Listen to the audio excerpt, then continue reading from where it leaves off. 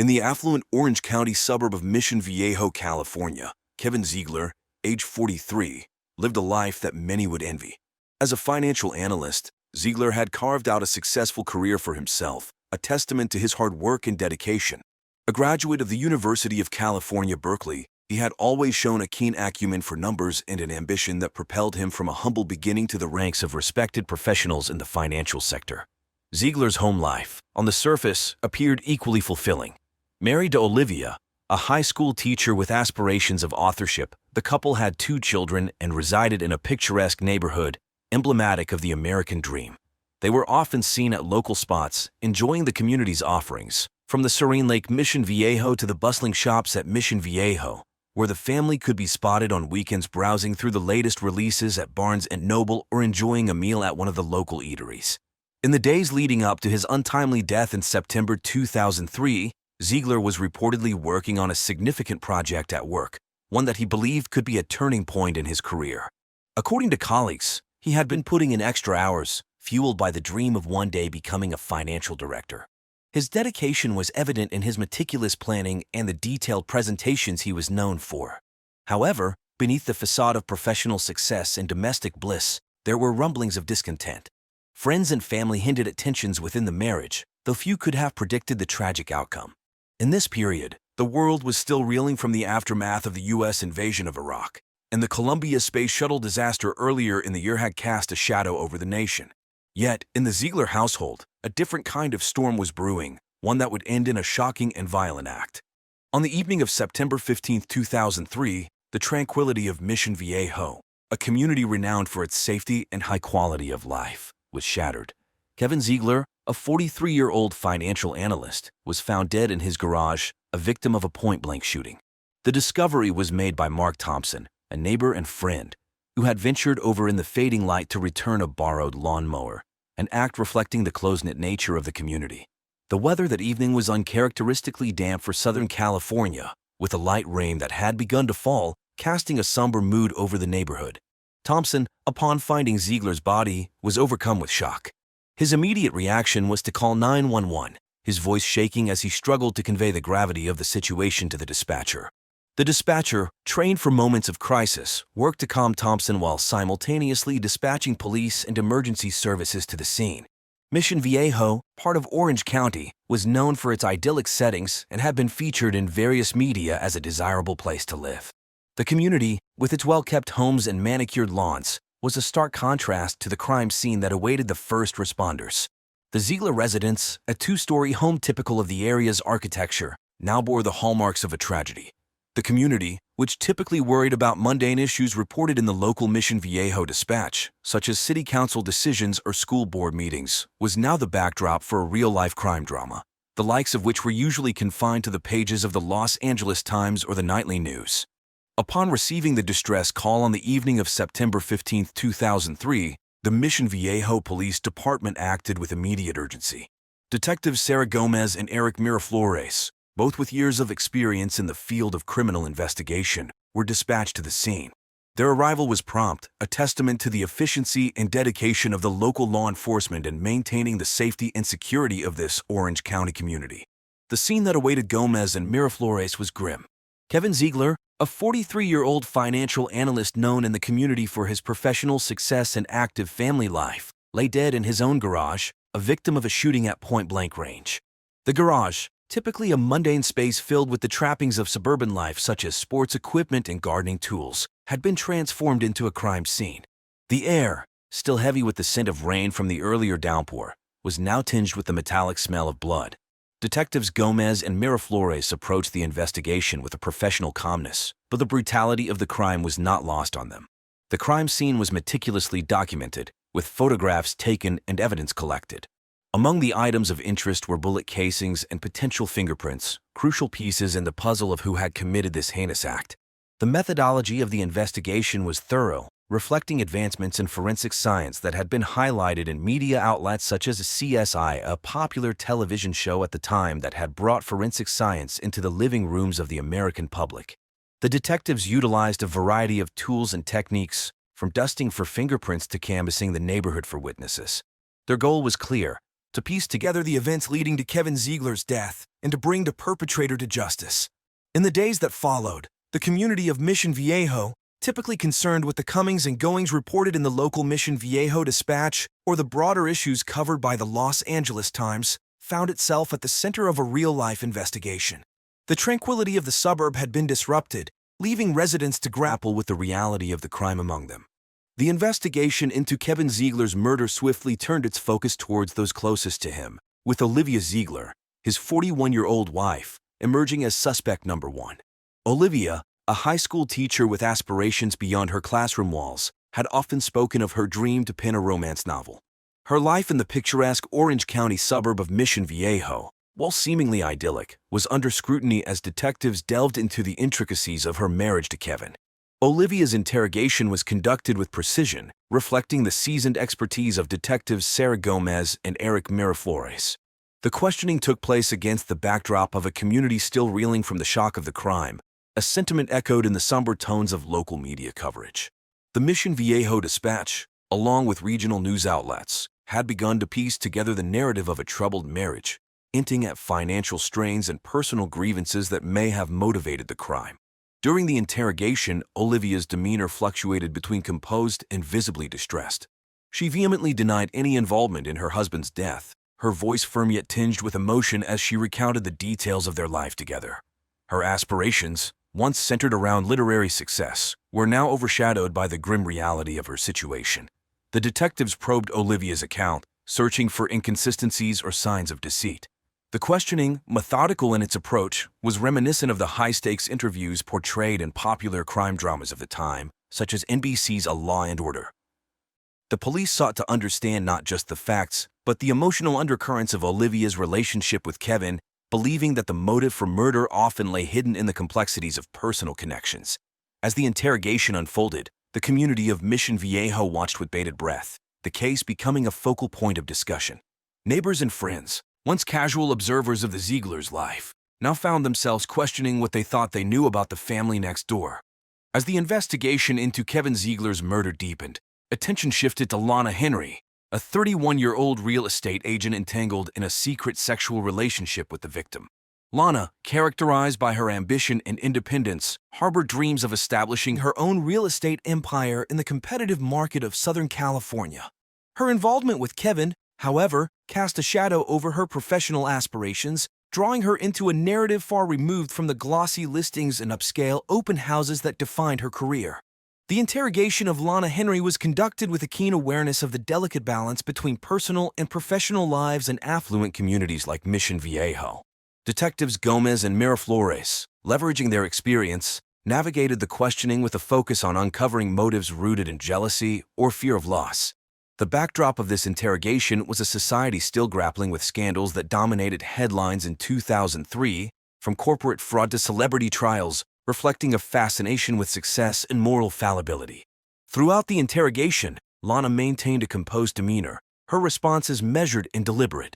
She articulated her shock and grief over Kevin's death, emphasizing her innocence and distancing herself from any motive for murder. Her calmness under scrutiny mirrored the poise expected of a successful real estate agent, accustomed to negotiating under pressure and managing perceptions. The police, in their questioning, sought to piece together Lana's whereabouts and interactions with Kevin in the days leading up to the murder, scrutinizing every detail for inconsistencies. As the investigation unfolded, the community of Mission Viejo, usually preoccupied with the serene lifestyle and local events reported in the Mission Viejo Dispatch, found itself at the heart of a mystery that echoed the dramatic narratives seen on national news. Lana Henry, once a figure synonymous with real estate success, was now a key player in a story that blurred the lines between personal tragedy and public spectacle. On a crisp morning on September 20, 2003, a pivotal breakthrough occurred in the investigation of Kevin Ziegler's murder. The serene suburb of Mission Viejo, typically bustling with the weekend activities of its affluent residents, became the focal point of a significant development.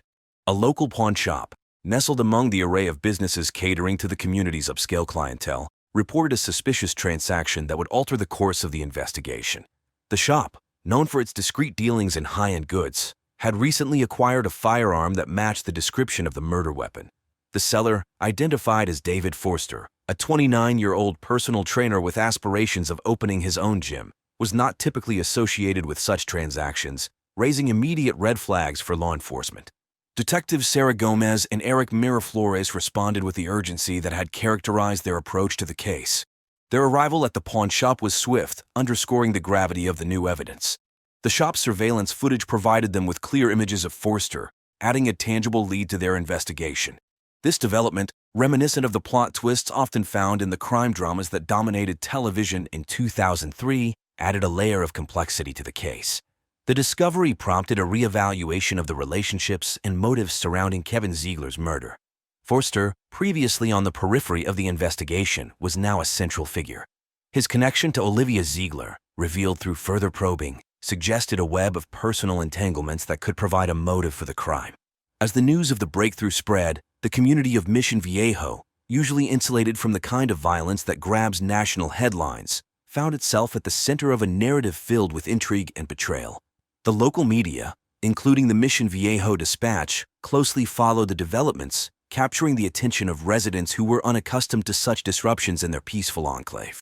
With the investigation's focus shifting towards David Forster following the pawn shop revelation, the Mission Viejo Police Department intensified their efforts.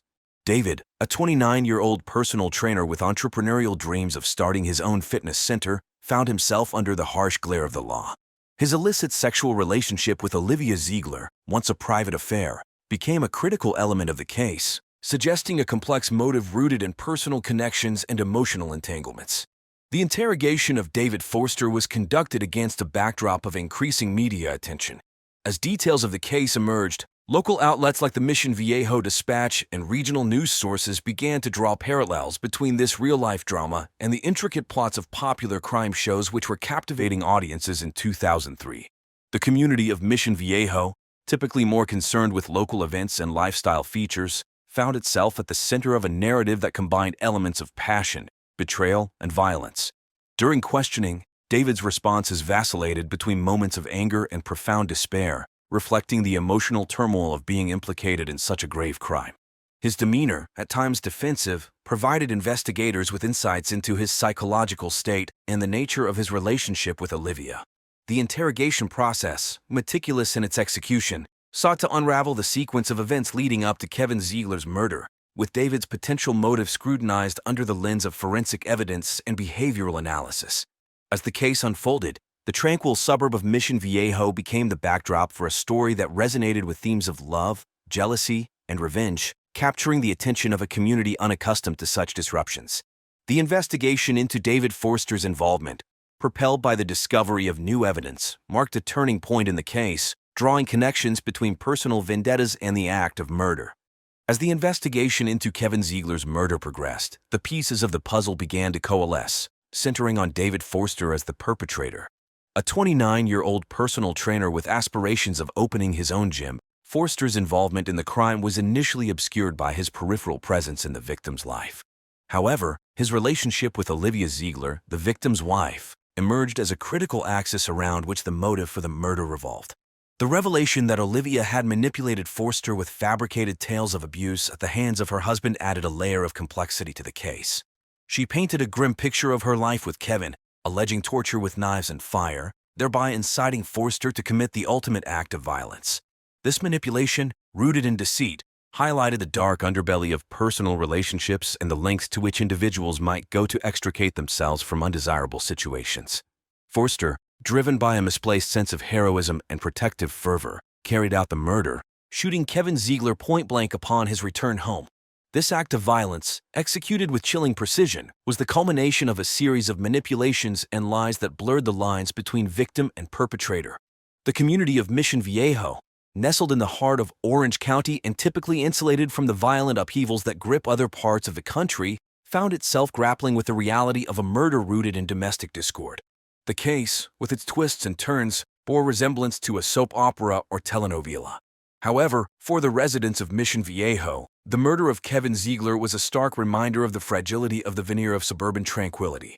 As the investigation drew to a close, the motives and actions of David Forster and Olivia Ziegler were laid bare, revealing a tangled web of emotions and deceit that led to a tragic end. On the morning of September 25, 2003, The quiet streets of Mission Viejo were disrupted by the sound of police sirens as law enforcement moved to arrest David Forster, the man now identified as Kevin Ziegler's murderer. The arrest, conducted with the precision and seriousness characteristic of the Mission Viejo Police Department, marked a pivotal moment in a case that had gripped the community. David Forster, a 29-year-old personal trainer whose aspirations of opening his own gym had been overshadowed by his involvement in a deadly love triangle, was taken into custody without incident. His reaction to the arrest was one of surprise and resignation, as if the weight of his actions had finally settled upon him. Alongside Forster, Olivia Ziegler, the mastermind behind the tragic plot, was also arrested, her role as the instigator of her husband's murder now fully exposed. The reaction of Kevin Ziegler's family to the arrest was a complex mix of relief and profound grief. While justice was being served, it did little to fill the void left by Kevin's untimely death. The community, too, was left to grapple with the unsettling reality that such a heinous act could occur in their seemingly peaceful suburb. Local media outlets, including the Mission Viejo Dispatch, covered the arrest extensively, reflecting the shock and sadness felt by many. As the case moved towards trial, the actions and motivations of David Forster and Olivia Ziegler were scrutinized, offering a cautionary tale about the destructive power of deceit and manipulation. The arrest of the perpetrators brought a sense of closure to some, but for others, it was a stark reminder of the fragility of life and the complexity of human relationships. The trial of David Forster and Olivia Ziegler for the murder of Kevin Ziegler unfolded in a courtroom filled with tension, anticipation, and the heavy weight of grief. As the proceedings began, the prosecutor, Angie Hashimoto, a seasoned attorney known for her meticulous preparation and unwavering commitment to justice, presented a compelling case against the defendants. Hart's argument painted a vivid picture of a premeditated murder, orchestrated by Olivia and executed by David, rooted in deception and betrayal. On the defense side, Michael Choi, a defense attorney with a reputation for his persuasive courtroom demeanor and strategic acumen, argued on behalf of Forster and Olivia. Evans sought to frame his client's actions within the context of emotional manipulation and psychological distress, suggesting that the complex dynamics of their relationships had clouded their judgment. The trial, closely followed by local media, echoed the public's fascination with true crime stories and real-life cases covered in the news. The community of Mission Viejo, still reeling from the shock of the murder in their midst, watched as the legal drama unfolded, bearing witness to the unraveling of a tragedy that had struck at the heart of their suburban tranquility. In the end, the jury delivered a guilty verdict for both David Forster and Olivia Ziegler, sentencing them to life in prison without the possibility of parole. The verdict was met with mixed emotions, relief that justice had been served, but sorrow for the lives irrevocably changed by the crime. Kevin Ziegler's family, while grateful for the legal resolution, mourned the loss of a husband, father, and son, whose absence left a void no verdict could fill. The trial's conclusion marked the end of a chapter for the community of Mission Viejo, but the story of Kevin Ziegler's murder remained a somber reminder of the darkness that can lurk behind the facade of a perfect life. In the aftermath of the trial that captivated the community of Mission Viejo, the lives of those involved in the case of Kevin Ziegler's murder began to slowly adjust to a new normal. The conviction and sentencing of David Forster and Olivia Ziegler to life without parole brought a sense of closure to a saga that had unfolded with the intensity of the crime dramas that were popular in the early 2000s, such as CSI and A Law and Order. Yet, the reality of the situation left a lasting impact on the community, a stark reminder of the fragility of trust and the depths of human complexity.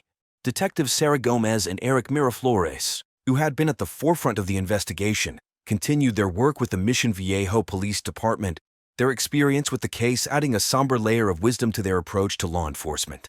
The case had not only tested their investigative skills, but also offered a poignant lesson in the unpredictable nature of human emotions and motivations. For the family of Kevin Ziegler, life moved forward amidst the shadow of loss. The void left by Kevin's untimely death remained, a painful reminder of the vibrant life that had been so abruptly taken. Yet, in their grief, they found strength in each other and in the support of a community that had rallied around them during their time of need. The community of Mission Viejo, known for its serene lifestyle and picturesque surroundings, had been shaken by the events that transpired. Local media, including the Mission Viejo Dispatch, which had closely followed the case, continued to reflect on the lessons learned and the questions raised about safety, trust, and the hidden turmoil that can exist behind closed doors. As the years passed, the case of Kevin Ziegler's murder remained a touchstone for discussions about crime and justice in suburban America. For those directly affected, the journey towards healing and understanding continued, a testament to the resilience of the human spirit in the face of tragedy. The tragic case of Kevin Ziegler reminds us of the dark complexities of human relationships and the devastating impact of deceit and betrayal. This episode of True Crime Case Files has explored the depths of love, jealousy, and ultimately murder in the quiet suburb of Mission Viejo. Emily Kenyon was a 37-year-old woman who lived in West Palm Beach, Florida. She was known for being kind and caring, with a special love for snakes. She worked as a curator at a local reptile house, where she took care of different kinds of snakes. Her collection included pythons, boas, and even a rare green mamba. Emily also loved gardening and spent a lot of her free time tending to her plants and flowers. Emily went to the University of South Florida, where she studied biology. She met Marlon Kenyon there, and they got married shortly after she graduated. They moved to a cozy house with a big backyard, perfect for her garden and snake enclosures. Emily was close to her family, especially her younger brother named Brian, who worked as a teacher in Orlando. Emily was very involved in her community. She volunteered at the local animal shelter and helped organize charity events. She was a member of the West Palm Beach Garden Club and often shared her gardening tips with friends and neighbors. People described Emily as friendly, always willing to lend a hand, and full of life. In September 2003, Emily's life took a dramatic turn. She discovered that her husband Marlon was secretly married to another woman named Zara Pinnock, who Emily knew as her gynecologist. This revelation shocked Emily. She revealed his bigamy to her close friend and coworker Robert Banjovac, who shared her love for snakes. Robert was worried about her and advised her to be careful. Emily decided to confront Marlon about his bigamy. She was determined to get answers and figure out what to do next. Despite the stress, she continued with her daily routines, working at the reptile house and tending to her garden. She even attended a community fair where she helped with the snake exhibit and enjoyed watching children's faces light up in amazement. During this time, Emily also learned that she was pregnant. This added to her emotional turmoil, but she was hopeful about the future. She planned to visit her brother in Orlando to talk about her situation and seek their advice. Unfortunately, Emily never got the chance to share her plans. Her life was cut short before she could find a resolution to the chaos brought by Marlon's betrayal. On the morning of September 10, 2003, West Palm Beach was overcast, with dark clouds hinting at rain. At around 7:30 a.m., Linda Ross, Emily Kenyon's neighbor, was walking her dog, Linda Hargrove Lansky, when she noticed something unusual. Linda often saw Emily working in her garden at this time, but today the backyard was eerily quiet. Linda decided to check on Emily. As she approached the backyard fence, she saw Emily lying on the ground near her favorite rose bushes. Linda immediately sensed something was wrong. She called out to Emily, but got no response. With growing concern, she opened the gate and rushed to Emily's side. What Linda saw was shocking. Emily was lying face down in a pool of blood. She had been brutally beaten, and a bloody golf club was lying nearby. Linda's heart raced, and she felt a wave of panic. She quickly pulled out her cell phone and dialed 911, her hands shaking as she spoke to the operator. Within minutes, emergency services arrived. Paramedics confirmed that Emily was dead. Linda, still in shock, was asked to sit down and try to calm herself. She could hardly believe what she had seen. The neighborhood soon filled with police cars and curious neighbors peeking from their windows, wondering what had happened. The news of Emily's death spread quickly. Local media, including the Palm Beach Post, reported on the incident, and residents of West Palm Beach were left in shock and disbelief. The community mourned the loss of a beloved member, and the police were determined to find out who was responsible for such a brutal act. On September 10, 2003, at around 7:45 a.m., the West Palm Beach Police Department arrived at Emily Kenyon's home. The sky was still overcast, with the threat of rain looming. Detectives James Avery and Avery Brooks were leading the investigation. They arrived quickly, knowing that every minute was crucial. Detective Avery, known for his keen eye and calm demeanor, took charge of the scene. His partner, Detective Brooks, was meticulous and methodical, always careful to preserve evidence. The backyard was now a crime scene, and a once beautiful garden looked like a battlefield. Blood was splattered on the grass and patio, and an overturned pot lay next to Emily's body. The detectives immediately noticed the golf club lying next to Emily. It was covered in blood and appeared to be the murder weapon. Emily's body showed signs of a violent struggle, with multiple wounds to her head and upper body. The scene was chaotic, with broken flower pots and scattered gardening tools, indicating a fierce attack. Forensic experts arrived shortly after the detectives. They carefully collected evidence, including the golf club, blood samples, and any possible DNA evidence. They took photographs from every angle, ensuring that nothing was overlooked. The crime scene unit also dusted for fingerprints on the golf club and nearby surfaces. Detective Avery and Detective Brooks began their investigation by speaking with Linda Ross, the neighbor who found Emily's body. Linda was still in shock, but provided a clear account of her discovery. She described seeing Emily lying face down in the garden and calling 911 immediately. Her statement was detailed and consistent, helping the detectives piece together the initial timeline. As the investigation continued, the detectives canvassed the neighborhood. They interviewed other neighbors, asking if they had seen or heard anything unusual that morning. Some neighbors reported hearing a loud argument late the previous night, but no one had seen anyone enter or leave the Kenyon property. Inside the house, detectives looked for further clues. They searched for signs of forced entry but found none, suggesting that Emily might have known her attacker. They also checked for any personal items that might be missing or disturbed. Emily's purse and cell phone were still in the house, ruling out robbery as a motive. Detectives Avery and Brooks knew they had to act fast. The evidence pointed to a personal motive, and they were determined to find out who had committed this brutal crime. They reviewed the evidence and prepared to question the people closest to Emily, starting with her husband, Marlon Kenyon. The first suspect in Emily Kenyon's murder was her husband, Marlon Kenyon.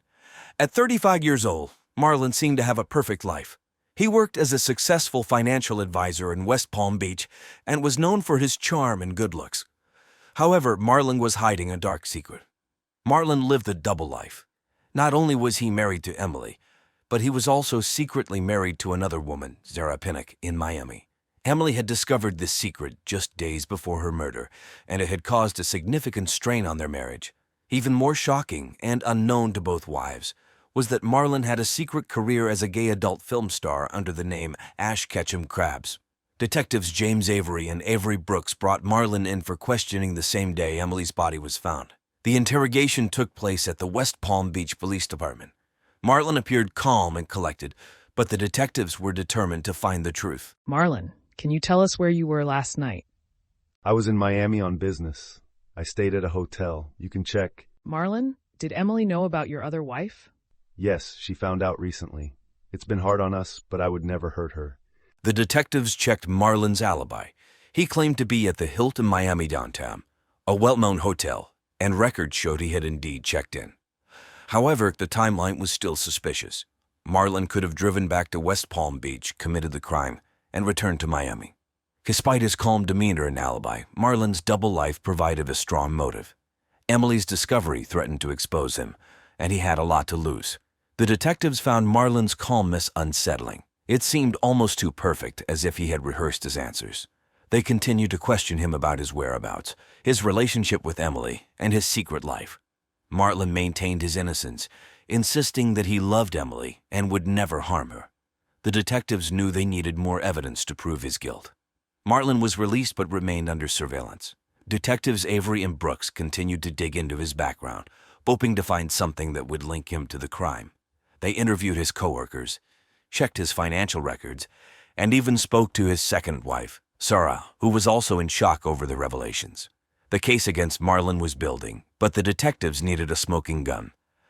They hoped that the ongoing investigation would uncover the evidence they needed to bring justice for Emily. The second suspect in Emily Kenyon's murder was Zara Pinnock, Marlon Kenyon's other wife.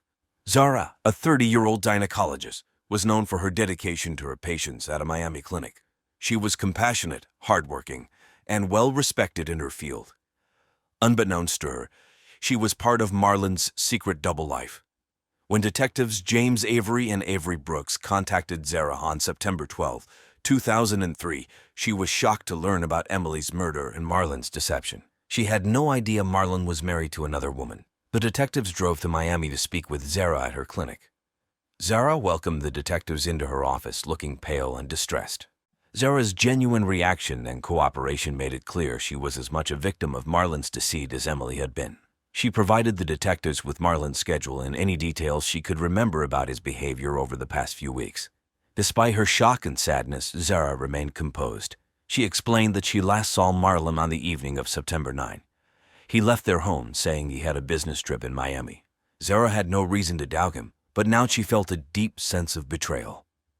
The detectives asked Zara if she had any reason to believe Marlon might harm Emily. "No, I never imagined he was capable of something like this," Zara replied. "He was always so caring and attentive, but now I don't know what to believe." After the interview, Detectives Avery and Brooks reviewed Zara's statements and alibi. They verified that she was indeed at work the night of Emily's murder, making it impossible for her to have committed the crime. However, her testimony provided valuable insight into Marlon's character and possible motives. Zara's heartbreak and anger at Marlon's betrayal were evident.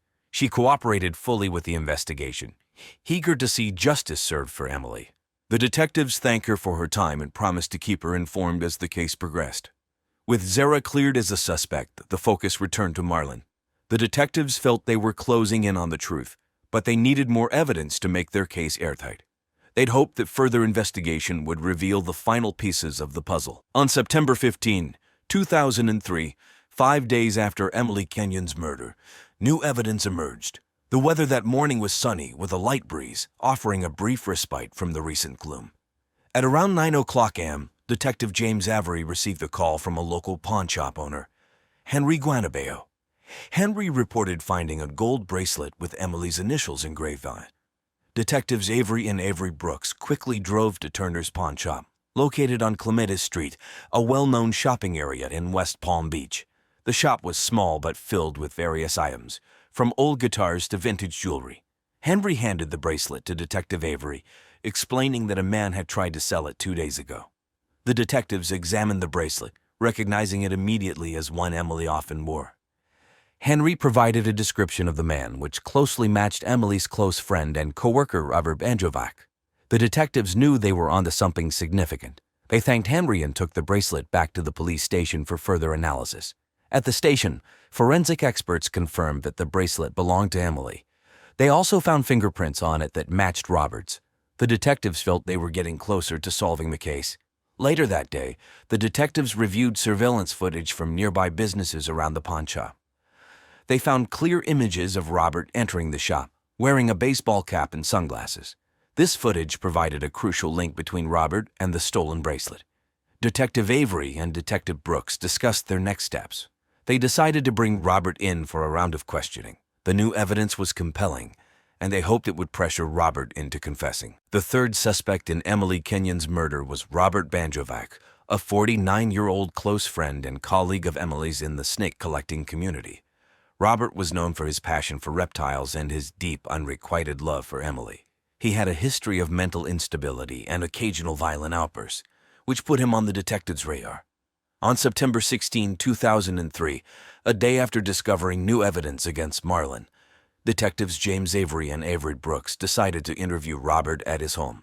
The weather was sunny with a few clouds, typical of a Florida morning.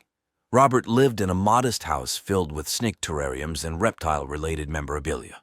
Upon arriving at Robert's home, the detectives observed his nervous demeanor. He was a tall, thin man with glasses, appearing anxious as he led them into his living room. Robert and Emily had shared a close friendship, bonded by their love for snakes. They spent a lot of time together at reptile shows and events, which was well known in their community. Robert admitted to the detectives that he was aware of the problems in Emily's marriage to Marlon. Emily had confided in him about Marlon's other wife, leaving her deeply upset and uncertain about her future. This information gave the detectives insight into Robert's potential motive, as his unreciprocated feelings for Emily could have driven him to extreme actions. Robert's agitation grew as the detectives continued their questioning. His deep anger at Marlon for hurting Emily was evident, yet he maintained that he would never harm her. Despite his assertions, his unstable history and intense feelings for Emily made him a suspect. Robert's alibi for the night of the murder was weak. He claimed to have been home alone, tending to his snakes, but there were no witnesses to confirm his story. The detectives noted Robert's increasing distress as he expressed his regret over not being able to save Emily and his sadness over their unfulfilled relationship. Further investigation into Robert's activities revealed that he had visited Emily's garden the day after the murder. He insisted this visit was to check on her snakes, but the timing raised suspicion. Neighbors reported seeing Robert's car leave late on the night of the murder and returned early in the morning, contradicting his claim of being home. The detectives also delved into Robert's medical history, uncovering past treatment for depression and anger issues. His troubled past, combined with his intense feelings for Emily, painted a picture of a man who could potentially commit a crime of passion. Despite Robert's emotional state and suspicious behavior, the detectives needed more concrete evidence to determine his involvement in Emily's murder. They continued to monitor him closely while gathering additional clues to either implicate or clear him in the case. The breakthrough in Emily Kenyon's murder case came on September 18, 2003, when detectives James Avery and Avery Brooks uncovered critical evidence. That morning was overcast and humid, typical for West Palm Beach in late summer. The detectives had been working tirelessly, piecing together clues to identify the murderer. The new evidence emerged from an unexpected source: a neighbor's security camera footage. The camera, installed to monitor the neighbor's yard, had captured part of Emily's backyard. On the night of the murder, the footage showed Marlon Kenyon entering the backyard with a golf club. Moments later, it showed him leaving with blood on his clothes. Detectives Avery and Brooks reviewed the footage and realized they had the evidence they needed. The footage clearly placed Marlon at the crime scene with the murder weapon. The detectives prepared for Marlon's arrest, knowing it would be a crucial step in bringing justice for Emily. At 3:00 p.m., under a cloudy sky, the detectives arrived at Marlon's office. Marlon was in a meeting, discussing financial plans with clients. The detectives waited in the lobby, observing him through the glass walls. Marlon appeared confident and composed, unaware of the storm about to hit his life. When the detectives entered the room and announced his arrest, Marlon's reaction was one of shock and anger. He protested loudly, taking off all his clothes and insisting on his innocence. The detectives handcuffed him and read him his rights as his colleagues watched in stunned silence. Marlon's calm facade had finally shattered in spectacular fashion. Marlon was taken to the West Palm Beach Police Department for booking. During the interrogation, he continued to deny any involvement in Emily's murder. However, the evidence against him was overwhelming. The fingerprints and now the security footage painted a damning picture of Marlon's guilt. As Marlon awaited trial, the community grappled with the shocking revelations. Emily had been a beloved member of the community, and her murder left a void in many lives. The arrest of her husband, a man who had seemed so charming and trustworthy, was a harsh reminder of the hidden darkness that can lurk beneath the surface. Marlon Kenyon's trial for the murder of his wife, Emily Kenyon, began on December 1, 2004. The courthouse in West Palm Beach buzzed with media attention, drawing reporters from local news stations. The courtroom was filled with Emily's family, friends, and curious onlookers, all eager to see justice served. The prosecution was led by Carla Matthews, a 45-year-old seasoned attorney known for her relentless pursuit of justice. Matthews presented a strong case, starting with the shocking evidence: the security camera footage showing Marlon with a golf club, the blood-stained clothes, and the pawn bracelet with Emily's initials. She argued that Marlon's motive was to silence Emily after she discovered his double life and threatened to expose him. The defense attorney, Mike Travian, was a 50-year-old veteran lawyer with a reputation for defending difficult cases. Travian argued that Marlon was innocent, claiming the evidence was circumstantial and that Marlon loved Emily deeply. He suggested that someone else, possibly Robert Banjovac, could have committed the crime out of jealousy and anger. Throughout the trial, Emily's family watched with a mix of hope and grief. Her parents, sitting in the front row, clutched each other's hands tightly, while her sister wiped away tears. The testimony of Emily's friends and co-workers painted a picture of a kind, loving woman whose life was tragically cut short. On December 15, after 2 weeks of testimony and 3 days of deliberation, the jury reached a verdict. The courtroom was silent as the foreman stood up to read the decision. Marlon Kenyon was found guilty of first-degree murder. Gasps and whispers filled the room, followed by tears and hugs from Emily's family. Marlon was sentenced to life in prison without the possibility of parole. Emily's brother addressed the court, emphasizing the gravity of Marlon's betrayal and the impact on his family and the community. Marlon showed little emotion as he was led away in handcuffs, his once confident demeanor now replaced by a blank stare. The verdict and sentencing brought a sense of justice to Emily's family and friends. While the pain of losing her would never fully heal, they found solace in knowing that Marlon would pay for his crime. The community, too, felt a measure of relief, as the trial's conclusion marked the end of a dark chapter. After Marlon Kenyon was sentenced to life in prison without parole, the lives of those involved in Emily Kenyon's case slowly began to move forward. The trial, which had concluded in December 2004, left a lasting impact on everyone. Emily's family struggled to cope with her loss. Her parents found some comfort in their community and the support of friends. They started a scholarship fund in Emily's name at the University of South Florida, hoping to help aspiring snake lovers follow in her footsteps. Zara Pinnock, Marlon's second wife, faced a different kind of challenge. Shocked and heartbroken by Marlon's betrayal and crimes, she decided to leave West Palm Beach and move back to her hometown of Trenton, New Jersey. Robert Banjovac, Emily's close friend and colleague, struggled deeply with her death and his brief suspicion as a suspect. After the trial, Robert sought therapy to deal with his grief and mental health issues. Robert also continued to care for Emily's snakes, ensuring her legacy lived on through their well-being. Marlon Kenyon, now serving his life sentence, remained largely silent. His double life and the tragic consequences of his actions were subjects of ongoing discussions among his fellow inmates and the prison staff. His fall from grace served as a cautionary tale about the destructive power of secrets and lies. Emily Kenyon's tragic death had a profound impact on everyone involved. While justice was served, the pain of her loss lingered. The community's efforts to honor her memory and support each other highlighted the resilience and strength that emerged in the wake of such a devastating event. Jenny Braze was a 34-year-old woman who lived in Palm Bay, Florida, with her husband, Arthur. She was a teacher of the local high school, where she was loved by her students and fellow teachers. Jenny had a bachelor's degree in English literature from the University of Florida. She was passionate about reading and always found time to help others improve their reading skills. Jenny was especially known for organizing book clubs and poetry readings in the community. She loved books like To Kill a Mockingbird and Pride and Prejudice and often recommended them to her friends and students.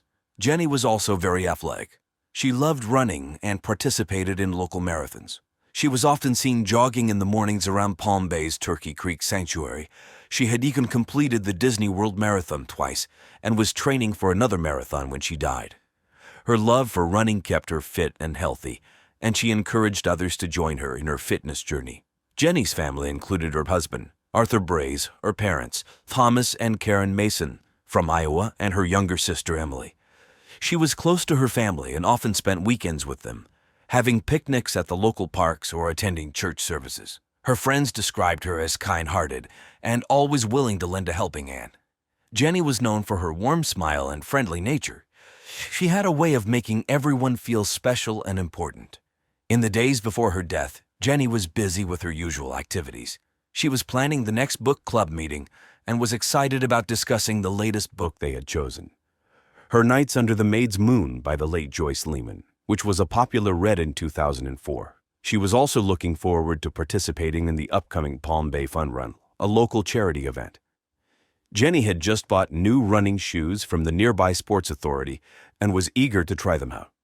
Jenny's life seemed perfect on the outside, but she had secrets that not many knew about. Jenny dreamed of writing her own book one day and often talked about it with her friends. She wanted to share her love for literature and hoped her book would inspire others. Unfortunately, Jenny's life was cut short before she could fulfill her dreams. On February 18, 2004, Palm Bay, Florida, was covered in a light fog, and the temperature was cool and comfortable. At around 7:30 a.m., Carol Stevens, a 92-year-old retiree and neighbor of Jenny Braze, was walking her dog, Melania Stratanowicz, in Turkey Creek Sanctuary, a popular local park. Carol enjoyed her morning walks and always listened to her favorite radio station, 104.1 FM, which was playing some Backstreet Boys that morning. As Carol walked along the path, she noticed something unusual near a cluster of trees. Melania began to bark and pull on his leash, leading Carol closer to the area. As she got closer, she saw what looked like a person lying on the ground. Her heart raced as she approached the figure and realized it was Jenny Braze. Jenny was lying on her back, her eyes blown out by gunshots, blood surrounding her head. Carol was in shock. She quickly took out her cell phone, a Nokia 3310, and dialed 911, her hands trembling. The operator instructed her to stay on the line and wait for the police and paramedics to arrive. Carol kept glancing at Jenny, unable to believe what she was seeing. Within minutes, the sound of sirens filled the air as the police and paramedics arrived. Officers quickly secured the area, and paramedics confirmed that Jenny was dead. They noticed 2 gunshot wounds, one in each eye, and a message written in blood beside her, "I am a cheater." The scene was both shocking and heartbreaking. As the police worked, news of the murder quickly spread through the neighborhood. Local TV stations like WES2 News and WKNG News 6 began covering the story, and reporters gathered near the park, eager for any information they could get. The discovery of Jenny Braze's body shocked the quiet community of Palm Bay. People who knew Jenny were devastated, unable to comprehend how such a kind and beloved person could meet such a violent end. The police vowed to bring her killer to justice, but the journey to uncover the truth was just beginning. The Palm Bay police arrived swiftly at the scene where Jenny Braze's body was found. It was a foggy morning on February 18, 2004, and the atmosphere was tense. Detectives Carol Harrison and Brielle Honley led the investigation. Detective Harrison, a tall man with graying hair, was known for his sharp attention to detail and calm demeanor. Detective Honley, a younger officer with a knack for empathy, was determined and methodical. The crime scene was disturbing. Jenny's body lay on the damp ground of Turkey Creek Sanctuary, a local park. Blood surrounded her head, and the chilling message, "I am a cheater," was written in her blood next to her. She had been shot twice, once in each eye. At such a close range her eye sockets were blown out, making the scene even more horrifying. As the detectives began their work, the park was quickly cordoned off with yellow police tape. Forensic experts arrived with their equipment, setting up tents and floodlights to illuminate the area. They carefully photographed the scene, ensuring they captured every detail. They collected bullet casings and took samples of the blood message for analysis. The detectives looked for any other clues around the body. They noticed the ground was slightly disturbed, suggesting a struggle.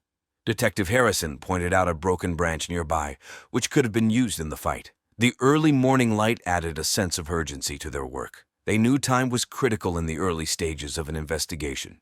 The detectives used luminol to check for any blood that might have been cleaned up. They also used metal detectors to search for any hidden evidence. As they worked, they interviewed nearby residents and park visitors who might have seen or heard anything unusual. The autopsy later confirmed that Jenny was shot with a 9mm handgun. The police knew they had to find this weapon to make their case stronger. They also checked security cameras in the area, hoping to catch any suspicious activity. Carol, still shaken, gave a brief statement to the police about how she found Jenny's body. She was visibly upset, her voice quivering as she recounted the morning's events. After her statement, Carol went home, hugging Melania tightly, grateful for his presence but deeply disturbed by what she had witnessed. Detectives Harrison and Humbley worked long hours, piecing together the evidence. They were determined to find out who could commit such a brutal crime against someone so beloved in their community.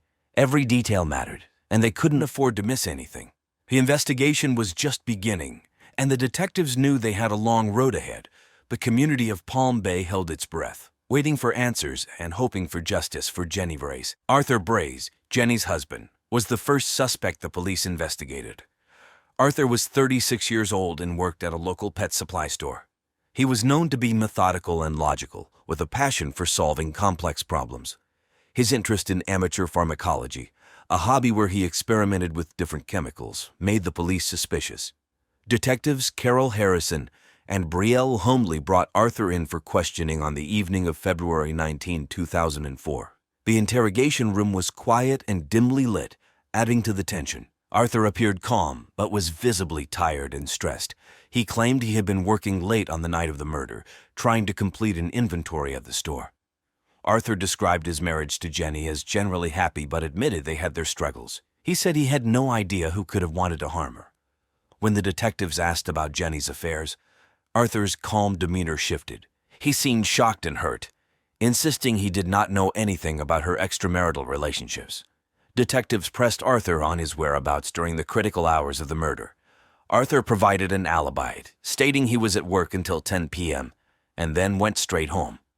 However, there were no witnesses to confirm his story. His colleagues had left earlier, and there were no security cameras at the store to verify his claims. Arthur's methodical nature came into question. The detectives knew he had a deep understanding of chemistry from his hobby. They wondered if he could have used this knowledge in the murder.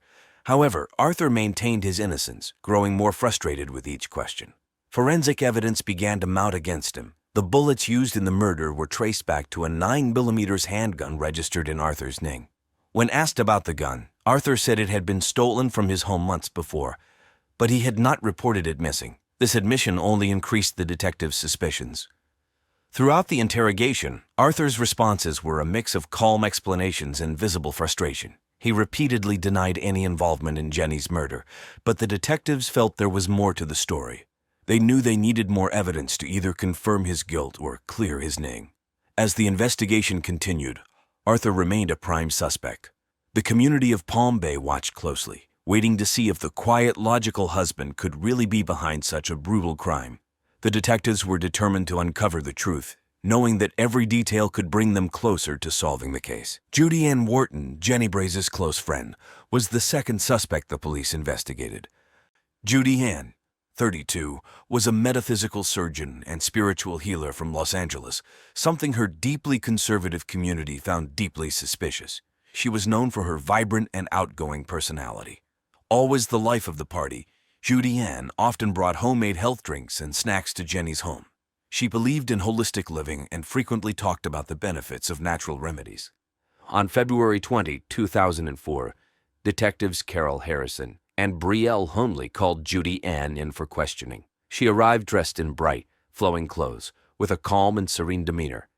The detectives asked her about her relationship with Jenny, and Judy Ann admitted they were very close friends. She also confessed that they had a sexual relationship, but insisted it was consensual and loving. Judy Ann's alibi for the night of the murder was that she was hosting a spiritual healing session at her home, attended by several people. She provided the names of the attendees, who later confirmed her story. However, the detectives were still suspicious due to her close relationship with Jenny and access to her home. When questioned about the murder, Judy Ann seemed genuinely shocked and saddened.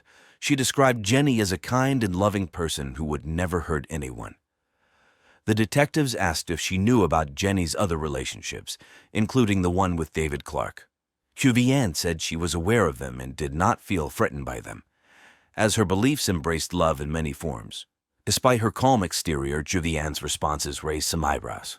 She claimed to have spiritual sexual relationships with various celebrities such as Tom Cruise and Oprah, along with historical figures like Jane Austen and Jane Eyre. In fact, she claimed to have had sex with every Jane who had ever lived, which made her seem less credible. The detectives found it hard to take her completely seriously, but continued to probe for any possible motive. The detectives also considered Judy Ann's knowledge of natural substances. They wondered if she could have used her expertise to commit the crime in a unique way. However, the method of murder, a 9mm handgun, did not fit her usual practices. There were no signs of her involvement in acquiring or using a firearm. Judy Ann's calm and cooperative demeanor during the interrogation contrasted with the brutal nature of the crime. She maintained her innocence throughout, expressing deep sorrow for the loss of her friend. The detectives noted her emotional responses but knew they needed more concrete evidence to rule her out as a suspect. On February 22, 2004, Palm Bay police received a significant breakthrough in the case. It was a sunny, warm afternoon when a local retiree, 98-year-old Maria May Cleaton, was cleaning out her garage. While sorting through some old boxes, she stumbled upon a VHS tape without a label. Curious, she decided to play it in her VCR, a Panasonic model she had owned for years. To her shock, the tape contained a homemade adult movie featuring Jenny Braze and David Clark, the local high school principal. Horrified by what she saw and on the verge of having a heart attack, Maria May immediately called the police and handed over the tape. Detectives Carol Harrison and Betrayal Honley viewed the tape and were stunned by its contents. The video not only confirmed an affair between Jenny and David Clark, but also suggested a potential motive. The detectives noted the sexually explicit nature of the footage and the fact that it might have been filmed secretly. The discovery of the VHS tape added a new layer to the investigation. The police speculated that the tape could be a motive for murder, either to silence Jenny or to prevent the tape from being exposed. Detective Harrison believed the tape might be the key to solving the case. The police continued to investigate the origin of the VHS tape. They discovered that the tape had been recorded on an old camcorder, a Sony Handycam model. They traced the serial number to a store in Palm Bay, where it was purchased 2 years earlier. The store's records showed it was bought with a credit card belonging to Judy Ann Wharton. This new evidence shifted the focus back to Judy Ann. The detectives brought her in for further questioning. Judy Ann maintained her innocence and denied any knowledge of the tape. She suggested that someone might be trying to frame her. The discovery of the VHS tape raised more questions than answers, but it was a crucial piece of evidence. The police knew they had to dig deeper to uncover the truth and bring justice for Jenny Braze. David Clark, the local high school principal, became a key suspect after the discovery of the VHS tape. David, 65 years old, was known for his strict, no-nonsense approach to administration. He had a reputation for being authoritative, often making controversial decisions, like banning books such as Anne of Green Gables and Little House on the Prairie for their perceived erotic content. On February 23, 2004, detectives Carol Harrison and Brielle humbly brought David in for further questioning. The police station was buzzing with activity, and David seemed visibly nervous as he sat in the interrogation room. The detectives presented the sexually explicit VHS tape as evidence, and David's reaction was one of extreme shock and shame. David admitted to the affair with Jenny, but insisted that it was consensual and that he had no part in her murder. He confessed that their relationship had been ongoing for about a year and that they had met in secret to avoid scandal. He explained that the tape was part of a collection of homemade adult movie they had filmed with Judy Ann, acting as director and camera woman, a situation not uncommon in a state where 1 out of every 8 adults have performed in an adult movie. The detectives dug deeper, questioning David about his whereabouts on the night of the murder. David claimed he was at home, grading papers and watching the evening news on WKMG News 6. His wife Elis confirmed his alibi, stating they spent the evening together. Despite his strong alibi, the detectives remained suspicious. David's demeanor during the interrogation was a mix of fear and defensiveness. He denied any involvement in Jenny's death and seemed genuinely distressed about the accusations. The detectives noted his nervousness and asked if he had any enemies who might want to frame him.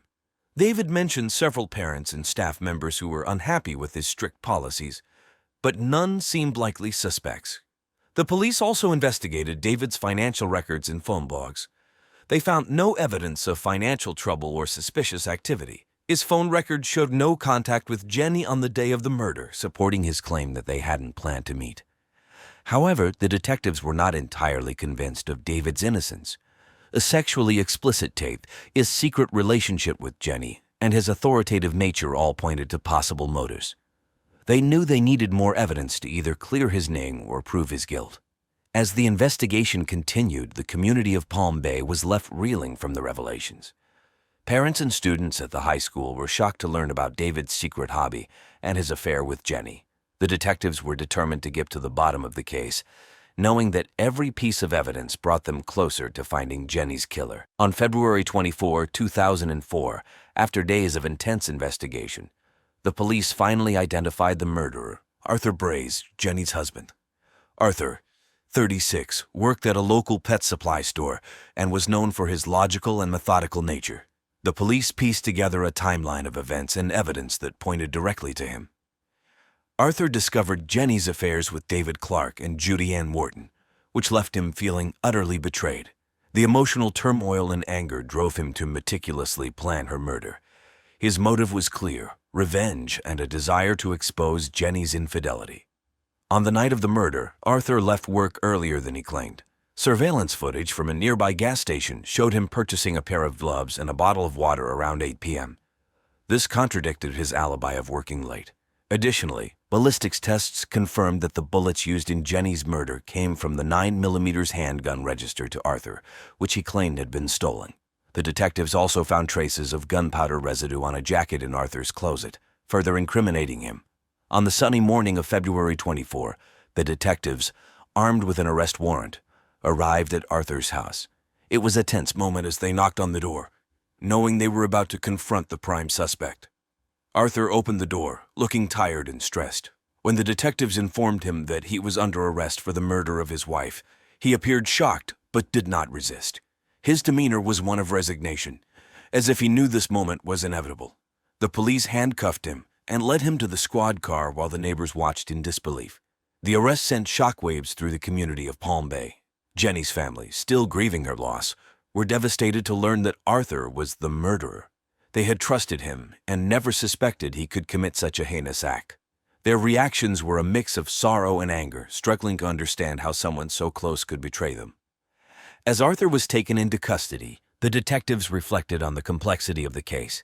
They had uncovered layers of secrets and lies, ultimately leading them to the truth. The evidence was overwhelming, and they were confident they had the right person. The arrest of Arthur Braze brought a sense of closure to the community, but also left many questions about how such a tragedy could occur. The detectives knew that while the arrest was a significant step, the journey to justice for Jenny Braze was far from over. Arthur Braze's trial began on May 15, 2005, at the Brevard County Courthouse. The community of Palm Bay was captivated by the case, which had dominated local news for months. The courtroom was filled with reporters, family members, and curious residents eager to see justice served. The prosecution was led by District Attorney Sarah Guber, a 45-year-old with a reputation for being tough and thorough. Gubert argued that Arthur had meticulously planned Jenny's murder out of jealousy and anger over her affairs. She presented the gunpowder residue, the incriminating surveillance footage, and the ballistics evidence as proof. Gubert also highlighted the note written in Jenny's blood, "I am a cheater," as a clear sign of Arthur's motive. The defense attorney, Robert Lackley, was a seasoned lawyer known for his calm demeanor and sharp intellect. Lackley, 50, argued that the evidence was circumstantial and that there was no direct proof linking Arthur to the crime scene at the exact time of the murder. He suggested that someone else could have framed Arthur, pointing out the other suspects, David Clark and Judy M. Wharton, who also had motives.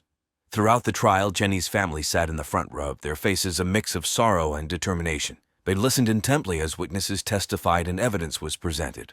The emotional toll was visible, especially when the sexually explicit VHS tape was shown in court, graphically revealing Jenny's affair with David Clark. After 2 weeks of intense testimony, the jury deliberated for 3 days. On June 3, 2005, they reached a verdict. The courtroom was silent as the foreman stood to deliver the decision, guilty of first-degree murder. Arthur Braze showed little emotion as the verdict was read, his face pale and expressionless. Arthur was sentenced to 500 years in prison without the possibility of parole. The sentence brought a sense of relief to Jenny's family, but also a deep sadness that such a tragedy had occurred. The community of Palm Bay reacted with mixed emotions. Some felt justice had been served, while others were still shocked that Arthur, a man they had trusted, could commit such a brutal crime. The case sparked conversations about domestic violence and the hidden lives people leave behind closed doors. After the trial of Arthur Braze concluded in June 2004, the residents of Palm Bay, Florida, began the long process of moving forward. David Clark, the high school principal, faced severe backlash after the trial. His affair with Jenny and the explicit VHS tape had tarnished his reputation. He resigned from his position and moved away from Palm Bay, seeking anonymity in a small town in Georgia. Despite his involvement in the scandal, he was never charged with any crime related to Jenny's death. Judy M. Wharton, Jenny's friend and another suspect, continued her work as a metaphysical surgeon and spiritual healer. Although she was cleared of any wrongdoing, the scandal affected her business. She held a public healing ceremony for Jenny, inviting those who knew and loved her to join in a collective remembrance. This event helped Judy Ann regain some trust and respect in the community. Arthur Braze, now serving a life sentence without parole, adjusted to life in prison. He participated in counseling and anger management programs, but the weight of his actions haunted him. Occasionally, he wrote letters to his children, hoping one day they might understand his actions, though it seemed unlikely. The trial and its aftermath left a lasting impact on Palm Bay. The community became more vigilant about domestic issues, with local organizations hosting workshops on recognizing and preventing domestic violence. Jenny's story served as a sobering reminder of the importance of open communication and support in relationships. As time passed, the memory of Jenny Braze remained a poignant chapter in Palm Bay's history. The community's resilience and commitment to honoring her legacy ensured that her spirit lived on through the activities and causes she loved. Louis Torino was 45 years old and worked as a financial advisor. He was very good at his job, known for being meticulous and charming. Louis lived in Providence, Rhode Island, with his wife, Sarah Torino, who was 44 years old. Sarah was an elementary school teacher, loved by her students and fellow teachers for her caring and kind personality. The Torinos were well known in their neighborhood and often hosted social gatherings. Louis and Sarah were a loving couple, and their friends admired how close they were. They had 2 children, including their 18-year-old daughter, Bethel Torino. Bethel was a smart and independent college student studying psychology at a local community college. She was very close to her parents and spent a lot of time with them. The Torinos had recently decided to try something new in their marriage. They wanted to spice up their relationship and decided to explore the swinging lifestyle, which includes wife swapping. This was a big decision for them, and they were both excited and nervous about it. They started to get involved with other couples in the community who were also interested in swinging. Just a few days before their deaths, Louis and Sarah were busy planning their next sex meeting. They were going to meet up with their close friends, Jack and Beth Kana. The Connaughts were also into swinging and had swapped partners several times with the Torinos before. The Torinos were looking forward to the event and were talking about it a lot. Louis and Sarah both had dreams for the future. Louis wanted to retire early and travel the world with Sarah. He often talked about visiting places like Paris, Rome, and Tokyo. Sarah dreamed of writing the children's book one day that would tell kids in a child-appropriate way of the swinging lifestyle. She loved working with kids and wanted to continue teaching for a few more years before focusing on her writing. In the days leading up to their tragic deaths, the Torinos were happy and full of life. They were excited about their new lifestyle and the upcoming gathering with the Connaughts. They spent time together, talking about their dreams and plans for the future. Louis and Sarah were a couple who loved life and each other, but their story took a dark turn that no one could have predicted. On January 9, 2019, at 8:30 a.m., Maria Lopez, the Torino family's housekeeper, arrived at their home in Providence, Rhode Island, to start her usual morning routine. Maria had worked for the Torinos for several years and was very close to the family. She greeted their cat, Marco Stefanovic, at the door as usual and began tidying up the living room. As Maria made her way upstairs to clean the bedrooms, she noticed something unusual. The door to Louis and Sarah's bedroom was slightly ajar, which was not typical. Feeling a bit uneasy, she knocked gently and called out their names. There was no response. Maria pushed the door open and was met with a horrifying sight. Louis and Sarah Torino were lying naked on their bed, brutally stabbed to death. Their faces were mutilated beyond recognition, and the sheets were soaked in blood. Maria gasped in shock and stumbled back, her heart racing. She quickly pulled out her cell phone and dialed 911, her hands trembling. The 911 operator answered, and Maria struggled to find her voice. "Help, please. They is dead. Mucho sangre," she cried. The operator tried to calm her down and asked for the address. Maria gave the address and explained that the victims were her employers, Louis and Sarah Torino. While waiting for the police to arrive, Maria ran downstairs and out of the house, unable to bear the sight of the crime scene. She stood in the driveway, shaking and crying. Neighbors, seeing her distress, came over to ask what was wrong, and she told them about the horrible discovery.